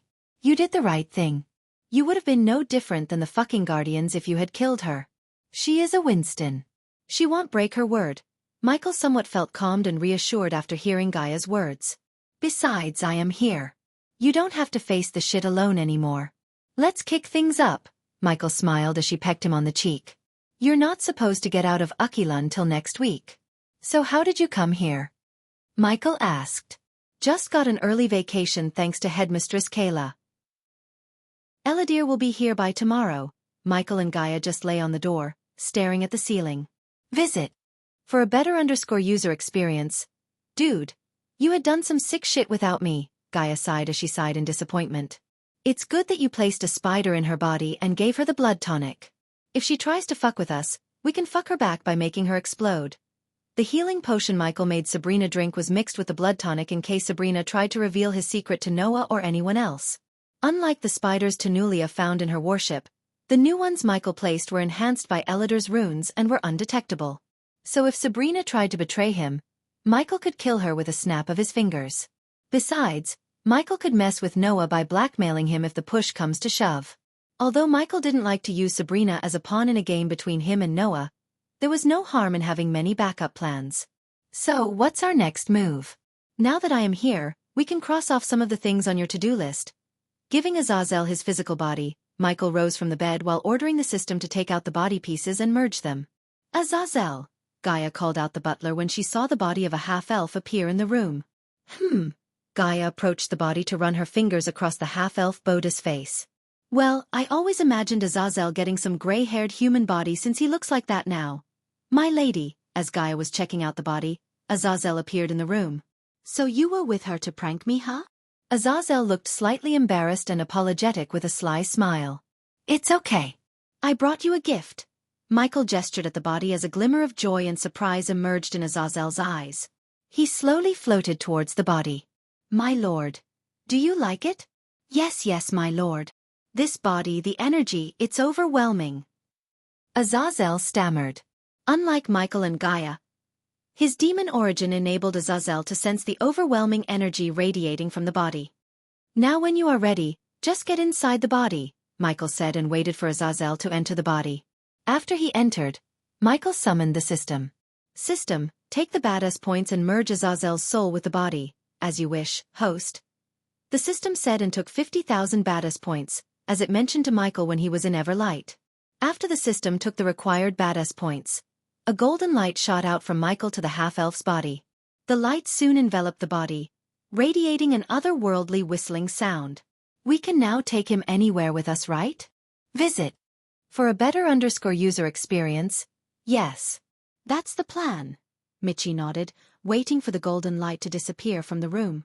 The light almost lingered around the body for another 15 minutes. Then after the light gradually faded away, Michael and Gaia saw Azazel slowly opening his eyes, revealing crimson-red eyes. As soon as Azazel opened his eyes, the system brought Azazel's status window before Michael's eyes. Subordinate, Azazel Sebastian cultivation level, soul refining stage level 3 race. Demon, half-elf body, status. Healthy trait. Butler, unique, loyalty towards the host. 100% skills. Phantom possession bind area teleportation bloodthirsty imitator phantom 4 mind dominator. Phantom possession is the ability of Azazel to possess a weak-willed enemy for a moment. Azazel can bend the space around it to teleport near the host and the bound area.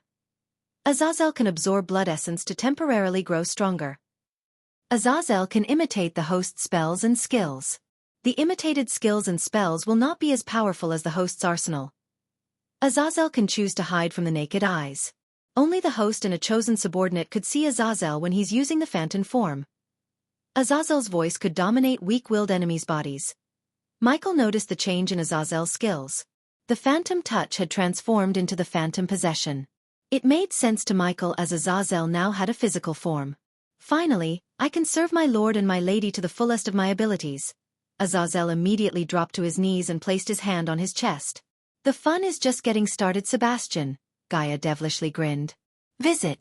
For the best-known experience. After giving Azazel a physical body, Michael sent Azazel out for a moment. So I can see you've reached soul refining stage level 2, Michael commented on her cultivation level. Thanks to the resources Mazeroth gave all their staff, Gaia was able to reach the soul refining stage pretty quickly. Besides, she still had the 40% cultivation speed boost from the system. It's still not enough. I have to get stronger. What cultivation stage are you at? You are looking at a fusion stage cultivator, my dear snake, Michael smirked. Gaia was completely startled by his words. She thought he could not surprise her anymore, but she was proven wrong at that moment. To be honest, she was speechless after hearing him. Thus, for a few moments, she just stared at him without blinking an eye. What the fuck is wrong with you? It's not fair, she stomped the ground, snarling. Every time I think I'm getting close to you, you just jump from one stage to another like crossing a puddle. Michael quickly wrapped his hand around her shoulder and pecked her on the cheek. Don't be angry, my dear Queenie. I'll make you just as strong as I am. You better. I can't be weaker than any of our subordinates. Let's go to that fucking aqua auction and buy something that could make me stronger. And we will go to the treacherous ocean and clean the place out. Gaia's eyes went wide, but soon a grin emerged on her face. That sounds like a fucking dangerous yet my kind of plan. Gaia playfully bit his cheek. The last time I went there I was pretty weak. Now I will see who's gonna stop us. But before that, we have to go to the auction and knock out a few other things. Like what? Like meeting Dalar and seeing the state of our undead army, Michael answered. Let's go. Michael then willed the system to activate the runic teleportation. In a blink of an eye, they appeared in the dimly lit halls of the crypt, where Jonah and Dalar were busy dissecting an undead on an oak table. Visit. For a better user experience. What the fuck are you two doing? Gaia's voice echoed through the empty hall, startling Dalar and Jonah. The previously clean, shiny hall now looked bloody and dirty as Michael felt like he had entered a slaughterhouse. The place was a horror house, and Michael did not like it. My lord, my lady. Jonah and Dalar shivered, looking at the anger within the Dark Queen's tone. Her crimson-red eyes glistened behind the skull mask. Is this how you two keep our base?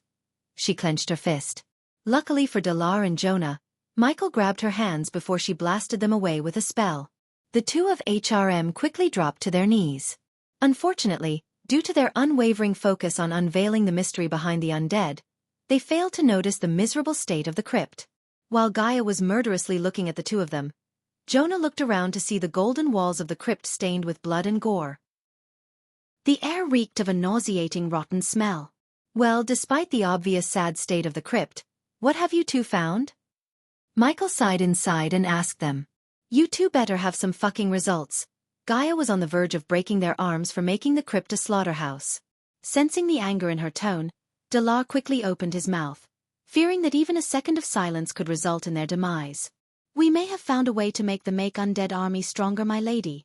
As soon as Gaia heard the words, her anger vanished into thin air. All thanks to this, my lord. With a flick of his wrist, Dalar took out a Stormville mountain crystal. The pink crystal dimly glowed from within on Dalar's palm. Before Michael departed, he handed over a few prototypes that could enable his subordinates in the southern continent to use Arch Energy. These prototypes were obviously powered by the Arch Energy crystals. Dalar was one of the subordinates who received the device. At that time, when Michael built the device, he was only a 4-star inventor. But now, he could perfect the device thanks to his 5-star inventor level. The crystal mixed with human blood activates the energy veins in their bodies again, my lord. Michael was truly surprised. If what Dalar said was correct, he could power up his entire undead army. The reason why the undead couldn't use Arch Energy or cultivate was that they lacked a functioning brain and the decayed energy veins in their bodies. The Alpha undead kinda replaced the undead's brain because the Alphas functioned as the brains by controlling them. Therefore, if Dalar could revive the energy veins in their bodies, Michael could theoretically make the undead cultivate. The latest episodes are on Undertale website. But something told Michael, it wouldn't be as easy as Dalar made it sound. Human blood? How much human blood are we talking about, and can you permanently revive their energy veins? If we get the blood of a powerful being, I have confidence we can permanently revive their energy veins, my lord. Unexpectedly, Dalar's confident tone surprised Michael. We still need more crystals and blood to determine how much blood we need, my lord. Jonah opened his mouth. Despite the fact Jonah was actually asking for human blood, he felt excited rather than disgusted or nauseated. We can give you blood and crystals. But I expect solid results, Gaia exclaimed. Also, I want the two of you to build a sick house for your slaughterings outside. We are on a huge island, for God's sake. Use your brains, or I will carve it out of you. She is right. Build something for yourself out there. I have big plans for this place, Michael nodded. How many undead do we have right now? 2,500, my lord. The angels harvested all the powerful netherals and hunted down the rest. Mitchie clenched his fist. Does that mean you can't summon netherals anymore? Gaia asked as Dalar hesitantly nodded. Shit, Gaia cussed and looked at Michael to know his thoughts on the matter. It's just a minor setback. We can still make more undead. Gaia did not need Michael to explain further as she had already grasped his plans. We don't need any more undead now. You two focus on building yourselves a workshop outside and find a way to make my army cultivate. After giving Dalar and Jonah their orders, Michael did not linger around in the crypt anymore. Instead, he teleported back to the dark forest and flew towards Bradford. Visit. For a better user experience ever since Ghost separated Bradford from Bredia and declared the barony as a kingdom, Bradford had gone through countless struggles. However, after Ghost's visit to Bredia, things took a turn for the better. Kingdom Bredia had released all the prisoners and stopped harassing the travelers and merchants. Although their king Ghost was not there with them to govern the kingdom, the elders and the Sunrise sect ruled the kingdom in his stead. As a result, Bradford finally began to thrive under the leadership of sect leader Claire and the talented elders who managed Bradford's various ministries. When Michael and Gaia saw River Town appear on the horizon, they stopped flying to bask in the sight's beauty. The setting sun painted the kingdom with its dimming golden light. Under its warm light, the farmlands surrounding the town glimmered like a jade stone blanket. The river crisscrossed throughout the town contained countless fishing boats and merchant ships. Even though the dawn was approaching, the river town didn't stop buzzing with crowds and carriages.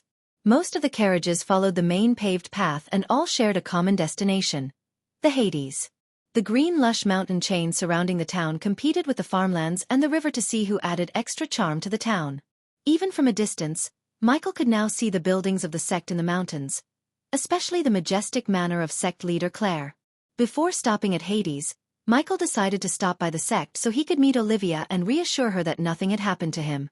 Besides, it was time Gaia had returned to the sect. So you told me Ricky and Olivia are in love. What do we gonna do about it? Asked Gaia while slowly flying towards the sect. I think I should talk to Reginald about his daughter's future. Ricky is a good guy, and if Olivia married him, she'd always be close to us. That is advantageous to us. After all, we need Olivia to be our head of the majestic chain. Speaking of the majestic chain, don't you think it's better if we open several branches across the continent? Now that most of the alchemists are dead and rotten, your market value would have gone through the roof. We can press this opportunity and make millions. You speak my mind, Gaia. The only problem is, can you refine pills and potions for all the branches? Gaia questioned Michael. Not that she doubted his ability, but rather, she doubted he would have enough time to sit around and refine pills and potions instead of focusing on dismantling their enemies.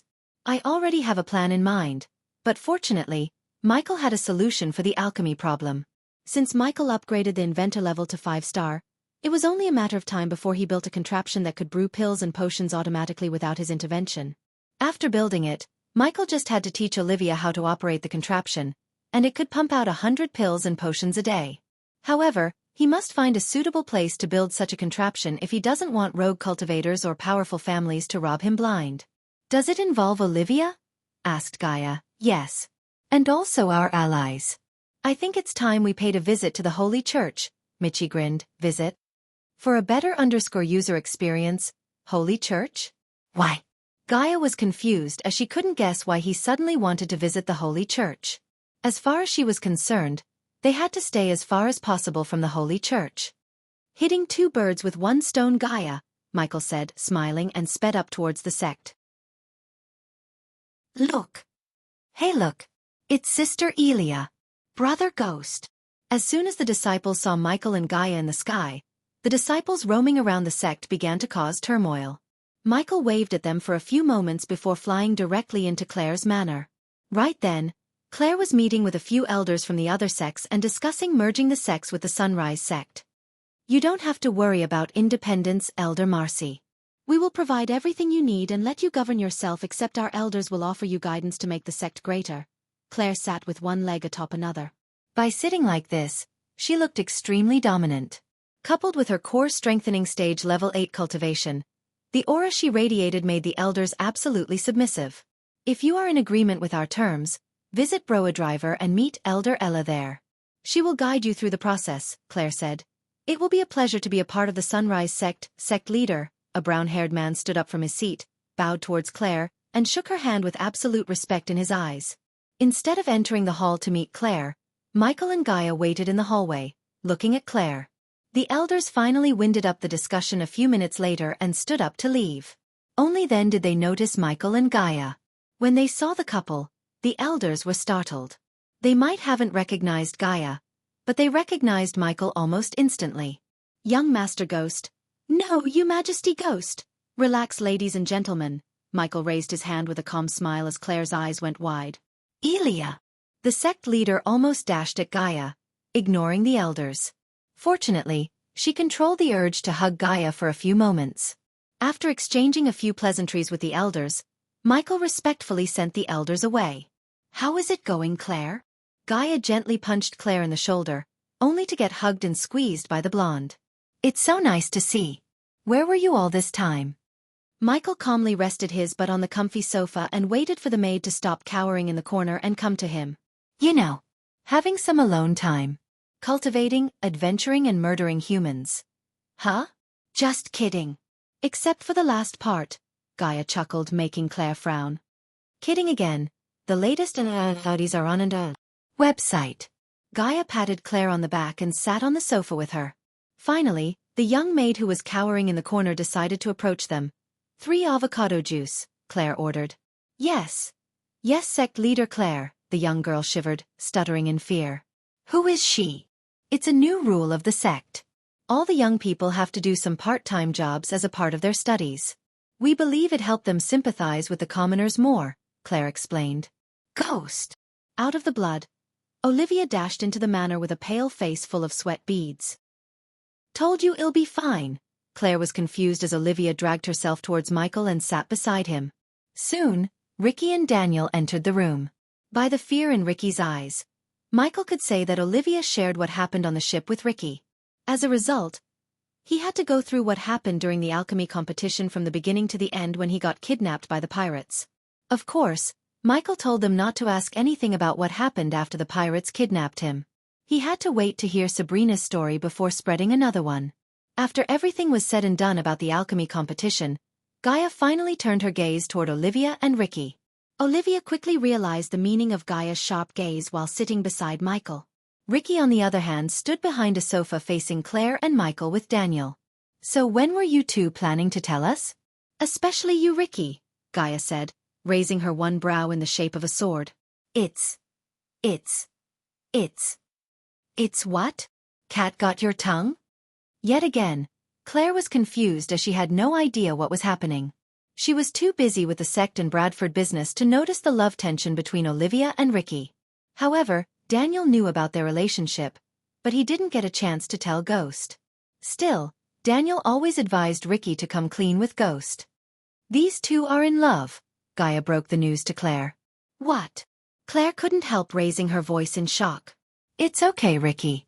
You guys don't have to be scared. You did nothing wrong. I already dealt with Noah. What do you mean dealt with Noah? Claire's heart skipped a beat, thinking Ghost had killed Noah. Why don't you explain, Olivia? Michael looked at Olivia, wordlessly telling her to tell everything related to her marriage agreement with Noah. It took Olivia another 10 minutes to bring Claire up to speed. So much had happened, yet I knew nothing. I have to get some free time. Claire massaged her temples. But suddenly, Claire opened her eyes so wide Michael could see the sparkles in her eyes. Visit. For a better user experience, why don't we have a girls' night in Hades? After we deal with Lord Reginald. Speaking of Lord Reginald. Ricky, send a messenger to Lord Reginald and ask him I want to meet him tomorrow morning. Really? Ricky sounded relieved and almost excited. Yes, really. Now go. After Ricky, Daniel and Olivia left the hall, Michael decided to talk to Claire about the state of Bradford and his future position in the sect. Sect leader Claire. I think it's time I graduate from the Sunrise sect and let the Sunrise sect outshine me. Claire was surprised for a moment, but soon she just sighed. I understand you. I mean, you must be stronger than your sect leader. Way stronger, Gaia exclaimed. So what's the plan? Asked Claire. Between us, I'll always be the guardian of the sect. But to the outside world, I graduated from the sect. I will be nothing more than an old student. Claire listened to Michael's plan without uttering a word as he continued. As for the matter of Bradford, I'd prefer if you merge the kingdom with a sect. It was not Michael's idea to acquire the kingdom into the sect but Gaia's. No sect had ever acquired a kingdom. Hence, if the Sunrise sect took over Bradford, it'd be the first time in history. Think about it, Claire. After taking over the kingdom, all the citizens of Bradford would be our disciples. You will have an army to defend the sect in the future against your foes. Let's be real. Countless people might be conspiring to bring us down as we speak. So we need an army, Gaia exclaimed. Besides, it'd be less complicated to rule Bradford as the Sunrise sect rather than a separate place.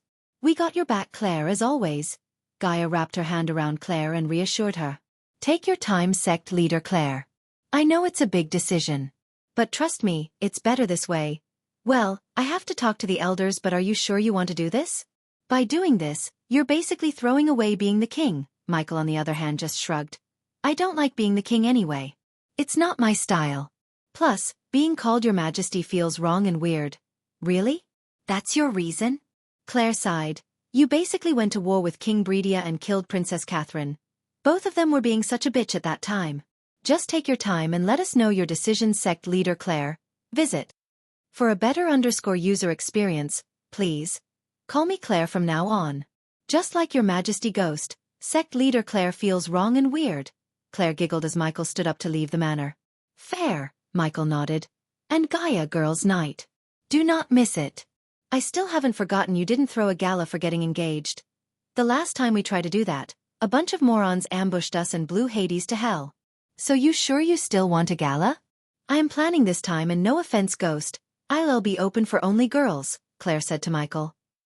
Whatever you do it before the end of next week. I am planning to go to our aqua auction? Claire asked. Yeah. I heard I can get some cool stuff there. Before traveling to our, however, Michael planned to deal with the pirates in the southern continent and the status of Giselle in the ongoing war between Pre-Rid and Myril. The last time Michael heard, General Quintus was viciously attacking Pre-Rid and slowly marching towards Pre-Rid's capital. He assigned Kane to deal with the problem. And it was time to check on Vidora. After leaving Claire's manor, Michael and Gaia went to see their herbal garden. The herbal garden was concealed with lush green veins and giant trees. If one looked at the mountain from the distance, they wouldn't see the glass dome covering the herbal garden but the lush green mountain. As they walked towards the herbal garden, breathing in the aromatic air, they felt calm and soothed to their soul. The sound of birds chirping and crickets chittering in the herbal garden was almost music to their ears. It feels like yesterday I planted my first herb seed. 1,000 years, blue putna flower, Michael said to Gaia. Time does fly fast, Gaia nodded. After walking food for a few more minutes, they reached the colossal glass dome surrounding the herbal garden. At that moment, the herbal garden was almost half the size of a football stadium. But the crowded herbs and vegetation made the garden somewhat look smaller. As soon as they entered the garden, a few youngsters welcomed them with a bow. How is the harvesting going? Michael asked the blonde-haired youngster. Since he was one of the senior disciples in the sect, he didn't act like the others when he saw Michael. Pretty great, brother Ghost. We just brought some compost from Royal Land and I heard Elder Reiner has ordered some rare herbs from the Phoenix auction house. Cool. Continue your work. I just come here to pick some herbs. Michael and Gaia walked away from the youngsters, leaving them to their work. I still can't believe that tiny human is in seclusion. Do you think she is some kind of genius? Gaia asked while Michael was plucking some red orchids with care. If she continues to cultivate at this rate, she would be considered as one. After all, Cindy consumed pills and potions worth millions. That could make even the mediocre cultivator a genius. Yet here you are plucking orchids to make her another potion, Gaia chuckled. It will help her reach the core formation stage quicker. I miss having her around. What about me? Do you miss having me around? Gaia asked in a seductive tone and moved closer to him. Visit. For a better _user experience. Would you believe me if I said no? Those were the last words that escaped Michael's mouth before Gaia locked her lips with his. The next day Michael woke up early and went straight to Hades before sunrise. He had a whole of things planned ahead and decided to start the day with some strongly brewed coffee. After the ambush, Michael hired Lord Malin to provide 24/7 security to Raylene, Hades, and the Majestic. Hence, when Michael and Gaia arrived at Hades, they were greeted by 2 core-strengthening stage guards. Lord Ghost, Lady Elia. The 2 guards flanking the door bowed their heads as Michael and Gaia entered the Hades. The newly renovated Hades looked glamorous and fancier than before. Although she hated Fover, the dwarf, she couldn't help admiring his skills. Basically, it felt like she had entered another world. God, I missed the smell of this place. Gaia took a long whiff of the air and looked around the restaurant for a few moments before walking towards the table designated for them. Oh my God, as they sat down, Gloria, who walked out from the back door, almost jumped and gasped in shock. Master Ghost, Miss Elia. Michael was surprised too, as he didn't expect Gloria to be here this early. You're early, Gaia exclaimed. I always come early to see everything's in perfect condition, Miss Elia. It's not much but always helps to keep the flow running smoothly. Michael appreciated Gloria's hard work. There was a reason why Michael paid a high wager to Gloria. I heard you're planning to open up another branch in Royal Land. Come on, take a seat. Gaia gestured at Gloria to take the seat before them. At first, Gloria felt hesitant even to look them in the eyes. But after spending time with Ghost and Elia, she had grown to respect them more rather than fear them. So instead of wasting their time being reluctant, Gloria took the seat. Tell me about this place, Gaia asked. Well, it's located in the Noble District, close to the garrison. Nice safe spot, big 3-story building and newly built. Sounds great. Any problem buying it? The owner of the building is King Kramer's cousin. He is playing a little hardball. Gaia creased her brows because she sensed a reluctance in Gloria's voice as though she was hiding something. Gloria, after hearing the deep tone, Gloria just sighed. It's just that guy's look, Miss Elia. It doesn't feel right. It doesn't feel right the way he looks at Lady Raylene. I don't think he is asking for coins. Arg, I hate this, Michael scratched the back of his head. The last thing Michael wanted was to make an enemy out of King Kramer. Unlike King Breedia, King Kramer was an influential figure and the king of the most powerful kingdom in Elon. The latest episodes are on Undersell website. Did you look for another place? Asked Gaia, hiding the anger from showing on her face. Yes, but they are not as good as this. That's why we've been thinking of opening a branch somewhere else. That's a good idea. It's troublesome to deal with these spoiled young masters, Gaia sighed. Although Gloria was slightly surprised, she felt relieved. As you wish, Miss Elia. While talking, Michael saw Raylene walking through the door and was surprised to see Ghost and Elia. Here she is, my favorite cook in the whole world. Miss Elia, Raylene dashed at Gaia and hugged her tightly. Core formation level 7. Michael admired Raylene's cultivation level. It was apparent to him that despite her busy schedule, Raylene was spending time cultivating as he instructed her. It's so nice to see you. Where have you been? Gaia made Raylene sit beside her and ruffled Raylene's golden hair. You are glowing, Gaia commented on Raylene's silky smooth, glowy skin, making Raylene blush. How about we all have a freshly brewed coffee and talk? Michael felt bad to interrupt their reunion, but he wanted that coffee to kick his brain to plan his next moves. Give me 10 minutes and I'll bring coffee with Miss Elia's favorite cookies. You are such a treasure. Gaia pinched Raylene's cheek to the point it turned red as a ripe tomato. You can go ahead with your work, Gloria. Michael sent away Gloria so he could start planning with Gaia. You are not going to kill him, huh? Michael raised his brows, showing his disbelief. Of course. My word is my bond. Michael chuckled, seeing her placing her 3 fingers on the chest. But that doesn't mean he won't die. Aria's in Bradford, right? Michael nodded. When Michael met Aria last time, he ordered her to escort her brothers to Bradford and contact Sadie to get the twins into the military. Thanks to Sadie, Titus and Optimus had become the soldiers of Bradford's army and waiting for the Dark Lord's further instructions.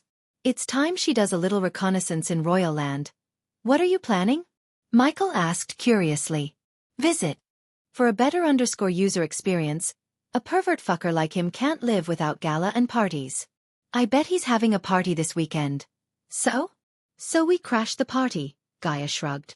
We can't. He dies, and we might become suspects. Not if he goes nuts and kills himself, Gaia grinned devilishly as Michael understood her plan.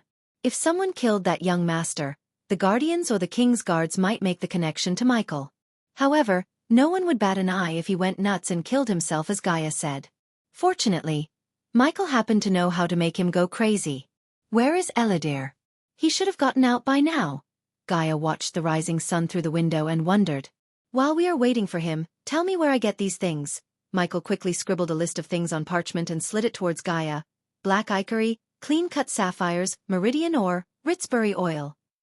Gaia read through the list of items and looked confused after reaching the list's end.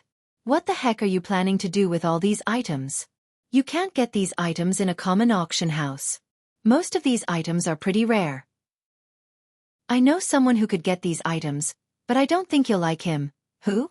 Michael asked. Lord fricking Julius of Phoenix Island. Cool, however, Michael surprised Gaia with his calm tone. Well, send Daniel to meet Julius on my behalf. Wow, I thought you will be mad or what, throw a tantrum? Look, I am a fusion stage cultivator now. Holding a grudge against a puny core formation or core strengthening man is beneath me. Honestly, I don't think Julius is holding what I did against him either. Let's just send Daniel and get these items from him. When did you become such a saint?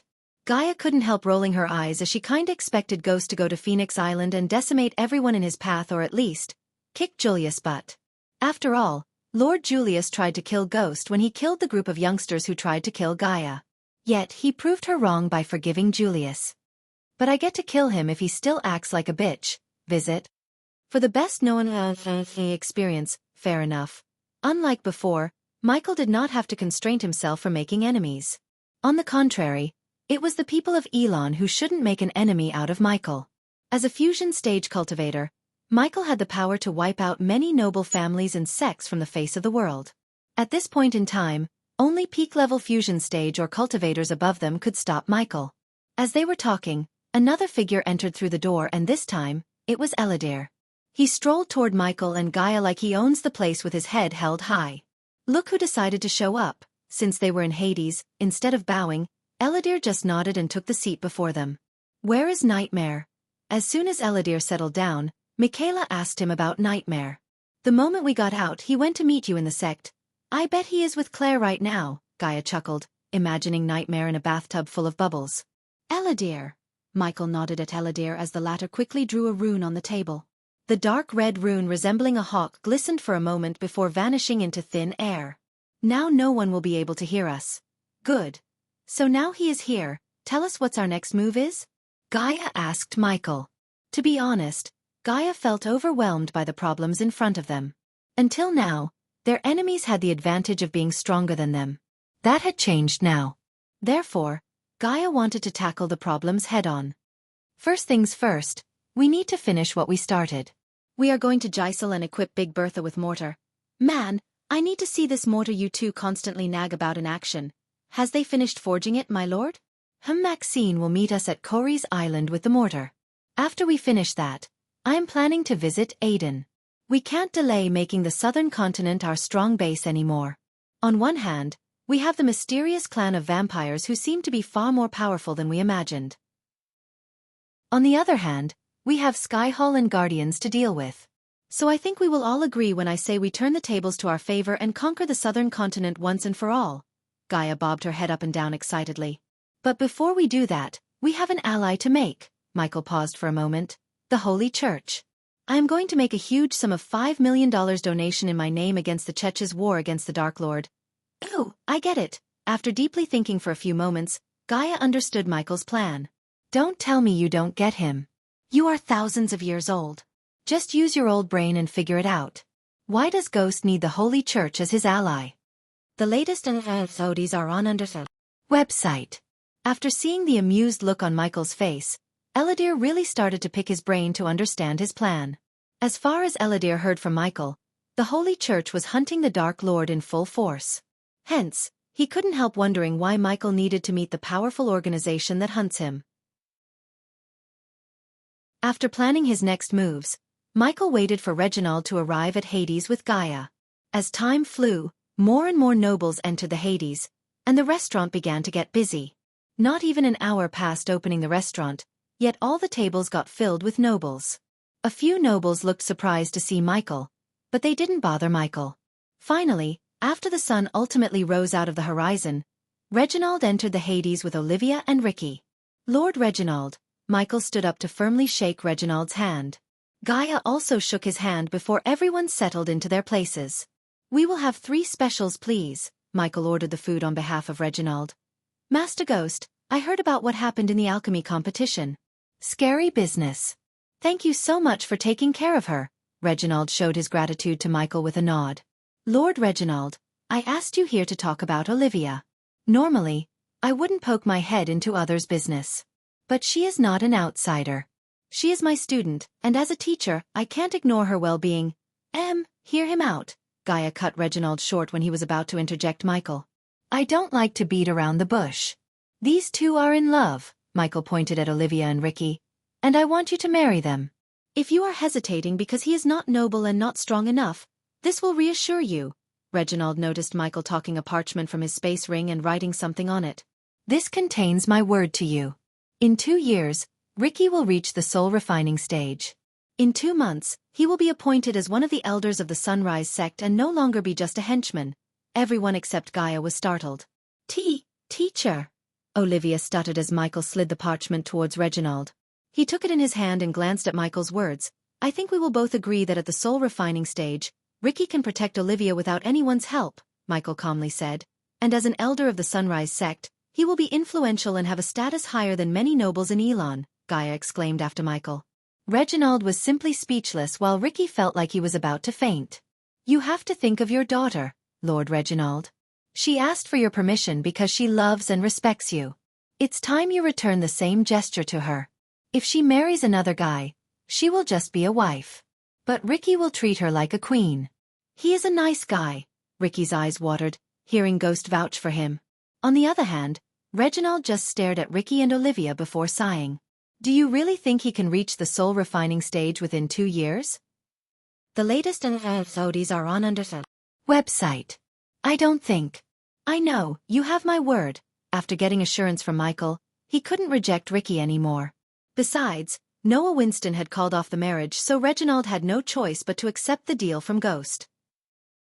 And Ricky, while Reginald was pondering, Gaia turned her gaze towards Ricky. She is the only girl in your life. The only tears I want to see in the green eyes are happy tears.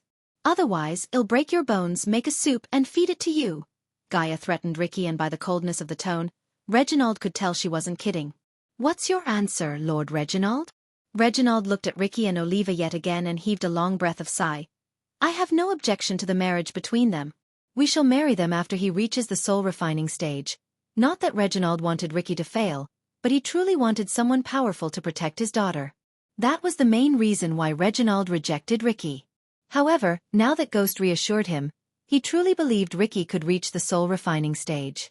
As far as Reginald was concerned, Ghost could do anything if he set his mind to it. As soon as Reginald agreed, Olivia lunged at her father and hugged him tightly. Meanwhile, Ricky almost grabbed Michael's feet, but Michael quickly stopped him with a gust of wind. You and Daniel find some associates for you. From tomorrow, the two of you will start cultivating like never before. Elia will give you a training regiment you must follow. Ricky bopped his head up and down. Although Michael could provide Daniel and Ricky with pills and potions, without hard work and a strict training regiment, they wouldn't reach the soul refinement stage in a million years. Since Michael gave Reginald his word, he gave the responsibility of training them to Gaia. After sending the happy lovebirds away, Michael started to talk about the future of the Majestic. Lord Reginald, we have a unique opportunity in our hands. You know what that is, right? Reginald nodded. Almost 80% of the alchemists in Elon and Azair are wiped out. So we have a huge vacuum of alchemists. Don't you think it's time to hike the price up a bit? Asked Gaia. Definitely. Your pills and potions already have a huge demand. In fact, the demand is way higher than the products in our hands. I can get our team to assess the market and get a rough idea of how high we should raise the prices. That's good. But I am also thinking of expanding the Majestic, Lord Reginald. Between you and me, I am planning to make Olivia the head of my Majestic chains. What do you think of Olivia getting a share in profits? Reginald became speechless. Even 10% in the profits would settle Olivia for life. In fact, she would surpass Reginald's net worth in a couple of years if Ghost did what he said. As a merchant, he could tell how much of a golden opportunity this was. Visit. For the best-known experience, it'd be wonderful, Master Ghost. I thought so too. Can you do me a favor, Lord Reginald? Of course, Master Ghost. Reginald was too excited as he had already started to imagine Olivia as the head of Ghost's Majestic chain. I need good places to open up branches. Can you get your team to find me some great places and their prices? Consider it done. I'll have the list brought to you in a few days. Reginald already had a few places in mind. Thus, finding Ghost a few suitable places wouldn't be difficult. Besides, Reginald would provide his full help to Ghost to build a majestic chain so Olivia could have a bright future and become a renowned leader instead of being an alchemy teacher in Aragoth. After everything was said and done, Reginald left Hades, leaving Ghost and Gaia behind. The duo did not linger around in Hades but went straight back to the sect. At the time they returned to the sect, Michael was hit by a heavy bag, and the bat was none other than Nightmare, who shrunk his size like a fully grown German shepherd. "Nightmare, buddy." The dragon frantically licked Michael's face and showered him with kisses. "It feels like too long." Nightmare hugged both Gaia and Michael in the mid-air. The trio slowly descended onto Claire's mansion and went inside to see Claire. "Ghost!" Claire welcomed Michael and Gaia with a grin. "Take your seats." After they all settled down, Claire handed over 2 parchments to Michael. One is the document for merging the kingdom with the sect, and the other is your graduation confirmation. Since you will be busy getting ready to go to our, I took the liberty to draft them as fast as I could. Gaia took a short glance at the 2 documents before putting them inside her space ring. "Also, I sent some disciples to find you 2 a good place to build your home. By the time you come back from our, we'll have a great place." "Yes, but don't let anyone start building. I want to design every brick of our castle." "Castle?" Claire raised her brows in surprise. "Of course, it will be a castle. Not just any castle. It will make the existing castles in Elon look like shabby houses. The latest Audis are on website. But don't you think it's overkill to build a castle for just the 2 of you?" Claire turned her gaze to Michael, but he remained silent. It was Gaia's dream to design her own castle, and Michael had no plans to stop her from doing so. No matter how much coins it would cost him, he would let Gaia build them their own castle. Plus, Michael loved the idea of living in a castle without all the responsibilities of a king. "Normally I'd disagree with her, but I love the idea of living in a castle. I have some cool ideas for my room," Nightmare excitedly laughed. Hearing the 2 of them, Claire could only sigh. "There is no stopping you, is there?" "Nope." Gaia shook her head. "Trust me, Claire. You're gonna be mind blown. We just need to find some best architects in our. So, have you thought of how you will get to our? You can't fly there as it would take months. If I were you, I'd look for a portal." "Speaking of a portal, do you think the Holy Church would have one?" Michael suddenly asked. "I think so. The Holy Church has a branch in Royal Land, and I heard they have a portal there," Claire said. "That's great. I have to meet His Holiness anyways." "Thank you, Claire."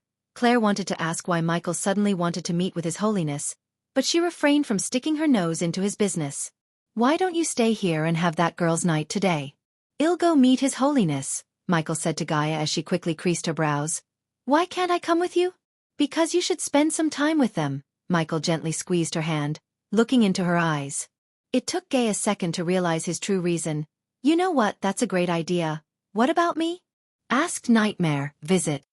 For the best known experience, I'll take you with me." Michael rubbed Nightmare's head and agreed to bring him to the church. It had been a couple of months since Michael visited Royal Land. By the time he flew to Royal Land atop Nightmare, the sun was on the top, scorching everyone under with its heat. Just like before, Michael had to land at the city gates and pay a toll to enter the city. Nightmare shrunk his size smaller to sit atop Michael's shoulder. After paying 20 gold coins, Michael entered the main capital of Royal Land. As usual, the city looked stripped out of a fantasy anime or a fantasy drama with all the people wearing fancy clothes and members of other races. Many young girls and young boys had their own exotic pets with them, but none had a dragon. A forest dragon was still a rare dragon breed, after all. Hence, Michael drew some glances at him while walking toward the town square. According to Claire, the road leading to the Holy Church branched out from the town square. "Look at all those guards." While Michael was on his way to the town square, Nightmare pointed him to the fully armor-plated soldiers patrolling the streets. The soldiers wore pale blue armor with the crest of Royal Land on their chest.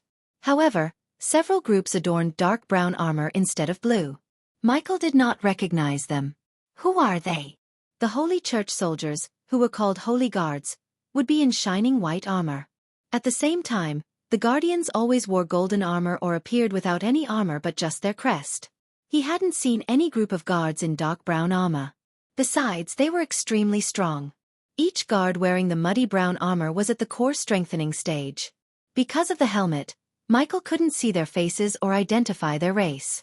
Ignoring the patrolling soldiers, Michael continued to walk toward the town square. Is that Ghost? Yes. It's him. Whoa, it's really him. He is better looking than I imagined. He does have a dragon for a pet. Cool. Several nobles who recognized Michi by his trademark black robes began to murmur among them.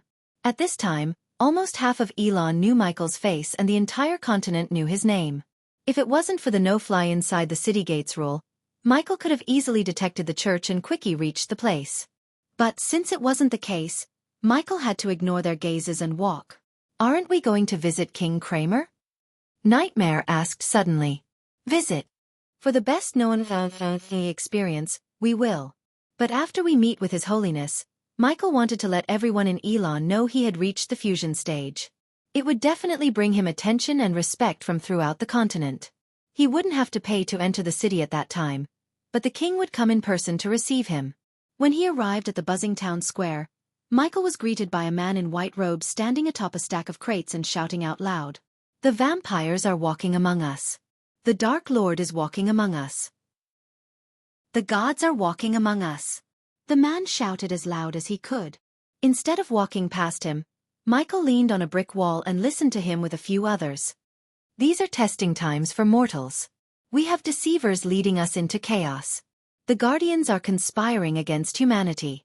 They allowed the vampires to massacre our brothers and sisters. We are not cattle to be slaughtered. Michael was amused by the man's words. Moreover, the man got quite a crowd listening to him. Usually, the people of Royal Land would ignore people like him, but now, they actually stood under the scorching sun to listen to the man. The hate against the Guardians had become stronger than ever. It was evident to Michael. As the sole orchestrator of the events that ruined Guardian Guild's reputation, Michael was proud and pleased. We have deviated from the Great One and Two. Now we are reaping what we sow. It is time to return to our roots, people. The Holy Church is our only way to redemption. The man looked at the sky, pausing his speech for a few moments. It's not too late. Surrender your souls to His Holiness as He is the savior of the mortal kind. So the Holy Church is going all out to increase their support, huh? Michael mumbled inside. Instead of continuing to listen to the man, Michael resumed his journey. Considering the people were too focused on the shouting man, they failed to notice Michael. As Michael walked out of the crowd, he saw a deserted lane flanked by yellow maple trees on each side. The yellow-leaved blanketed the pavement, making the path look like it was paved with gold. The wooden board had the words Holy Church engraved on it along with an arrow pointing down the path. Michael and Nightmare took the path in silence, listening to the ruffling leaves and chirping of birds. It was soothing to them. Everything was still and silent until Michael sensed a powerful being approaching him. He slowly looked upwards to see a golden-haired man adorned in radiant white armor descending from the sky. If the word knight had an embodiment, it would be the man before Michael. With the heavy armor clanking, the man landed in front of Michael. His golden eyes stared at Michael from top to bottom. A soul-refining stage cultivator. Michael sensed the man's cultivation stage and wondered why a warrior like him appeared here. Ghost, I presume, the golden-haired warrior spoke with his steel-like voice. The man's face was void of any friendliness. In fact, he stared at Michael coldly as though Michael had done something to him. The latest episodes are on under the website. One and only. I am hoping to see His Holiness. However, after Michael uttered these words with full of respect, a glint of surprise emerged in the man's gold eyes. The reason? To get His Holiness' blessings and extend my support to the Holy Church against the vampires. Follow me, the man said nothing but these words before gesturing at Michael to follow him. The both of them took off from the ground, and as soon as Michael flew through the maple tree canopy, he noticed a Gothic-style palace in the distance surrounded by moat and alluring sunflower beds. Michael could see the countless arrays and runes around the palace thanks to his X-ray vision. As Michael flew closer and closer, he noticed the enormous statues of warriors decorated the bridge leading to the palace. This castle had clearly stood the test of time, and despite his age, the palace looked sturdy and pristine. This way. The man descended to the ground, landing on the marble floor facing the giant golden door. As though the door had sensed them, it creaked open slowly to reveal the interior. When the door opened, Michael was welcomed by massive braziers hanging from each of the 6 travertine columns that lit up the lower levels of the throne hall and blanketed everything in a warm glow. The countless gems on the rounded ceiling danced in the flickering light while statuettes and memorials looked down upon this opulent hall's marble floor. Broad, stained glass windows depicting ancient legends were concealed by veils colored the same ebony as the banners. The curtains have been adorned with jewels and fine patterns. An ebony rug split the entire hall in half, matching the thinner ones on either side of the hall, while burgee banners with golden fringes decorated the walls. Between each banner stood several tapers of various sizes. All but a few have been lit, illuminating the two giant statues of a man and a woman. Under these two statues were two striking thrones of iron sitting at the center of a small platform and adjoined by 5 similar, but smaller seats for visiting dignitaries. The thrones were covered in Byzantine carvings, and a lavish lantern was fixed on each of the slim ears. The comfortable pillows were radiant white ebony, and these too have been adorned with embellished quilting. Those seeking the wisdom of the holiness could do so on the plethora of extravagant and comfortable maple benches facing the center of the hall. Those of higher standing could instead take seats in the elegant balustrades overlooking the hall. Entering the hall, Michael noticed a few nobles praying to the two giant statues on their knees. Instead of following the man, Michael went to his knees and closed his eyes just like the nobles. The sudden gesture Michael surprised the man yet again. While pretending to pray to the giant statues, Michael scanned the hall. Suddenly, he sensed a body refining stage cultivator entering the hall surrounded by soul refining stage warriors. Michael slowly opened his eyes to see a man in his late 70s with pure white hair standing before the throne. The old man wore radiant white robes that sparkled in the light as he looked to be the embodiment of kindness. There was no doubt in Michael's mind. The old man was the holiness of the Holy Church in the royal land. "May the Great One and Two be with you always." His Holiness raised the golden staff in his hand as a warm wave of energy brushed past Michael. "His Holiness will now see you," the golden-haired man said to Michael. Michael stood up and slowly approached the older man on the throne with a nod. "Please take the seat, child." The old man gestured at Michael to sit in the chair beside the throne. "Your Holiness, please give us your blessing." Michael and Nightmare lowered their heads.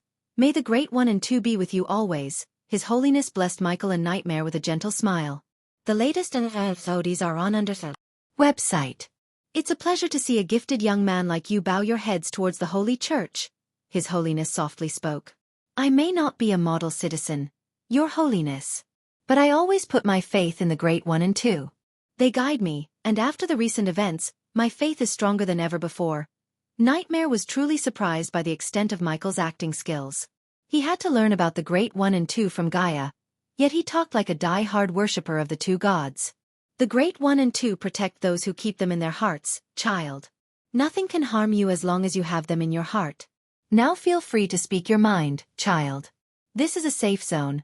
I want to support the Holy Church, Your Holiness. I don't trust the Guardians, and I firmly believe only the Holy Church can put a stop to all this madness." His Holiness just gently smiled hearing Michael's words. "It is not madness but consequences of our sins, my child. We have lost our ways. Temporary pleasures and false gods have blinded everyone's faith. That's why I want to do my part, offering what I can to the Holy Church, Your Holiness. Your true faith is what we need, child. But we are living in difficult times facing evil every day. To fight those evil and keep the light burning bright, we need everyone's help. Brianna." His Holiness closed his eyes for a moment. When he opened his eyes, a bald woman slowly descended before them. "Your Holiness." The bald woman kindly smiled and bowed towards His Holiness. "Believer Brianna is responsible for handling donations. You can make your donation no matter the amount to her." Michael nodded and took out a space ring from the system storage. Then, he handed over the space ring to Brianna. "May the Great One and Two bless your kind heart," Brianna kindly smiled, taking the space ring from Michael. But soon, a glint of surprise emerged in her eyes. "I also want to offer a batch of healing potions to the Holy Church every month, Believer Brianna. But unfortunately, I can't make the donations in person. So is it okay if someone else made the donation on my behalf?" Brianna was still in shock because no one in Elon had ever donated 5 million gold coins in one go. Even some noble families would give less to the Holy Church, yet a youngster like him made a donation of 5 million really touched her heart. "Of course, you are a true believer, my child. Only if we had more believers like you." Nightmare almost coughed up blood. Although Nightmare had no idea why he was making donations to the Holy Church, one thing was for sure: Ghost was the last guy who would believe in the Holy Church. The latest episodes are on under the website. You're tuning in to the Xiaofan's Wuxia Tales YouTube channel. Don't forget to subscribe and join us on this journey to catch the most captivating stories.